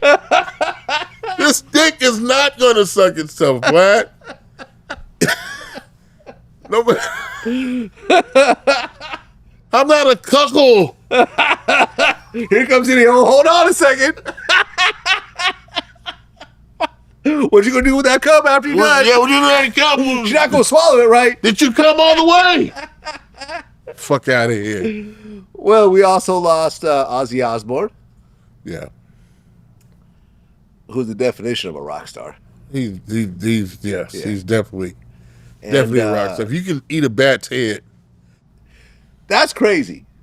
So I looked it up. That's a real story. Someone threw a dead bat on stage and he picked it up thinking it was like rubber and he bit the head off and he didn't realize until the blood starts gushing down his throat that it was a dead bat. My thing is, who the hell has a dead bat? Where do you even find one? Have you ever been to anyone's house and like, oh, it's my pet bat? Yes. Yes? I've been back east. Back east. A lot of times there's a bat. I remember we're shooting Idlewild. Okay. Brian, Barber, Terrence, Howard, myself, and Outcast? Jackie Long. Okay. Walking to we had these apartments instead of hotels. Mm-hmm. At these apartments, and as soon as you walk in on the floor, what the fuck is that? I think Terrence threw something at it, and the shit just. Wait, Terrence Howard had pet bats? No, it wasn't a pet. It just hit the window or something and was just laying in there. Okay. Right? It was laying in there. So, yeah. Okay. That's different. Terrence is funny because he would collect cats and feed the cats and like, everyone needs milk. Okay. Yeah, Terrence Howard has kind of gone off the deep end over the years, so I'm not surprised. And Malcolm Jamal Warner passed away. Yeah. Did you know him? Did not know him. Did not know him. Yeah, I never met him either. Did not know him. I have one time, and I thought about this that day. Dre's had these parties out in the beach where, Dre party is 71 women and 3 guys, right?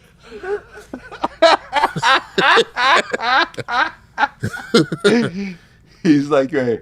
So it's literally I'm going to dispel these gay rumors right here now. No, this was back in the Death Row era, the height of it. The height, okay. And it's a beach party, nothing with women, and it's Snoop, Daz, Boo. It's like literally 20 guys, 720 women, right? Okay. Me and Emilio Estevez are standing. Emilio Estevez lives next door. He's over here. That's Charlie Sheen's brother, by the way. So you already know where this is going. No, he's chill? He's very chill. Oh, Charlie Sheen's the crazy one? Okay. Emilio's chilling. Chris is right here.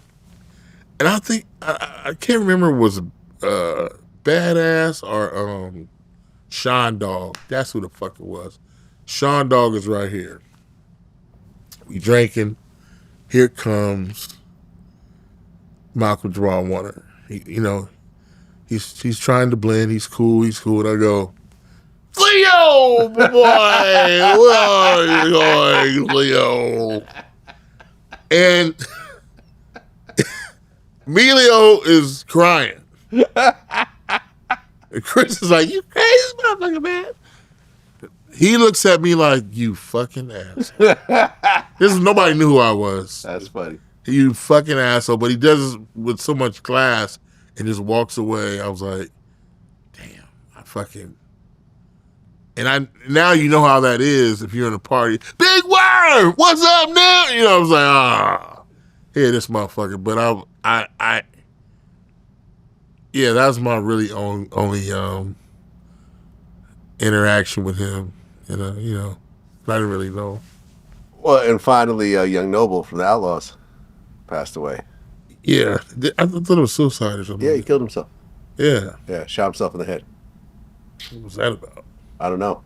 I have no idea. I mean, I've heard a few things. I know some people around him. There's some private conversations, but I think a lot of it was centered around money and career and so forth, where it's like, people get to a certain stage in their life where the shows aren't really coming anymore. The royalties have dried up.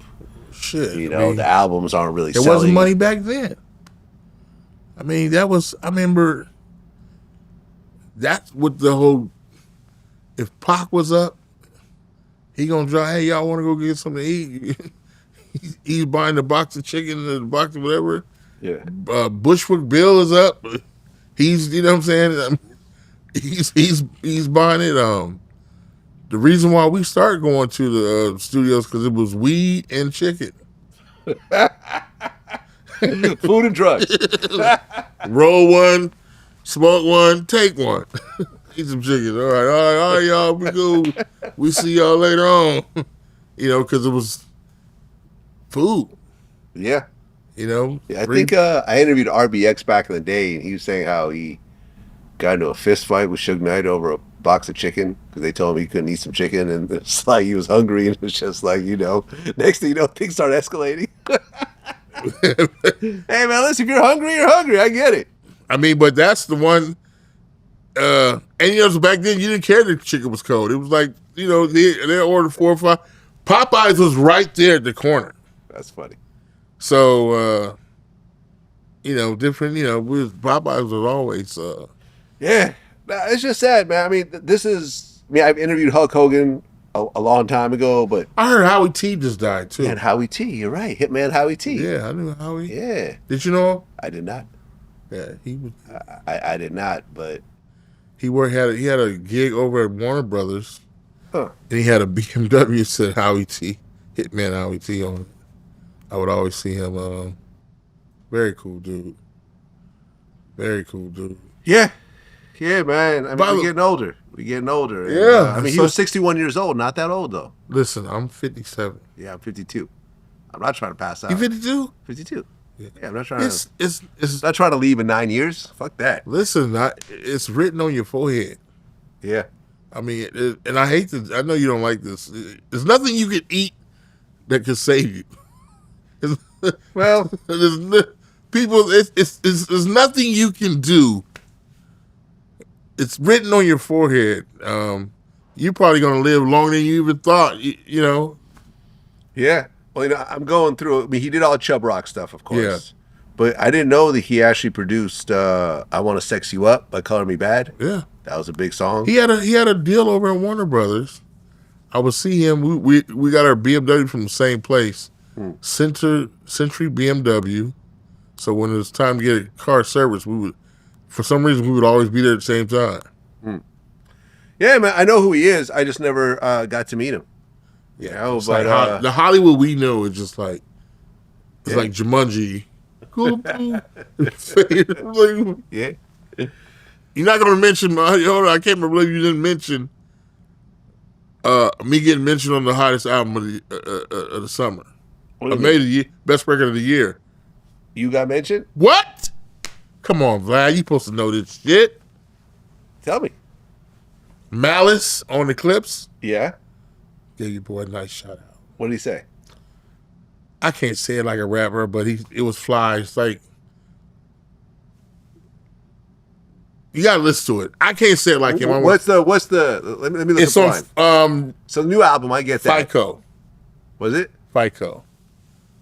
You haven't heard this, man? Fight Club. FICO. Oh, FICO. Yeah. The drug FICO. I was like, and I thought it was like, wow, that's, you know. Well, here we go. The album is bananas. Okay, he said, I would have them take a number like DMV. That was the baseline. Check out on Register 1. Miami N-words like Big Perm. Because the numbers was Faizon. Because the Cubans give me so much love. Yeah, Cubans show me nothing but love. Faizon Love. Uh-huh. Big Worm. There you go. Come on. I want to play this because I know I'm messing it's hard. it up. That's why I didn't want to say it. No, you're right. You gotta kind of say it slick. That shit is hard as fuck. The whole album is. First song can make you cry.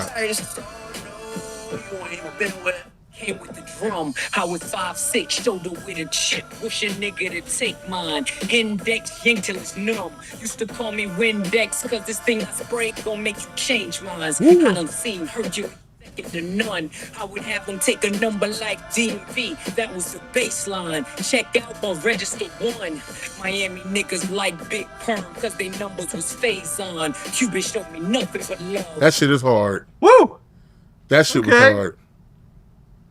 Miami, like Big Perm, because their numbers was Faizon. Cuban showed me nothing but love. Got it. Faizon Love. And you're Cuban.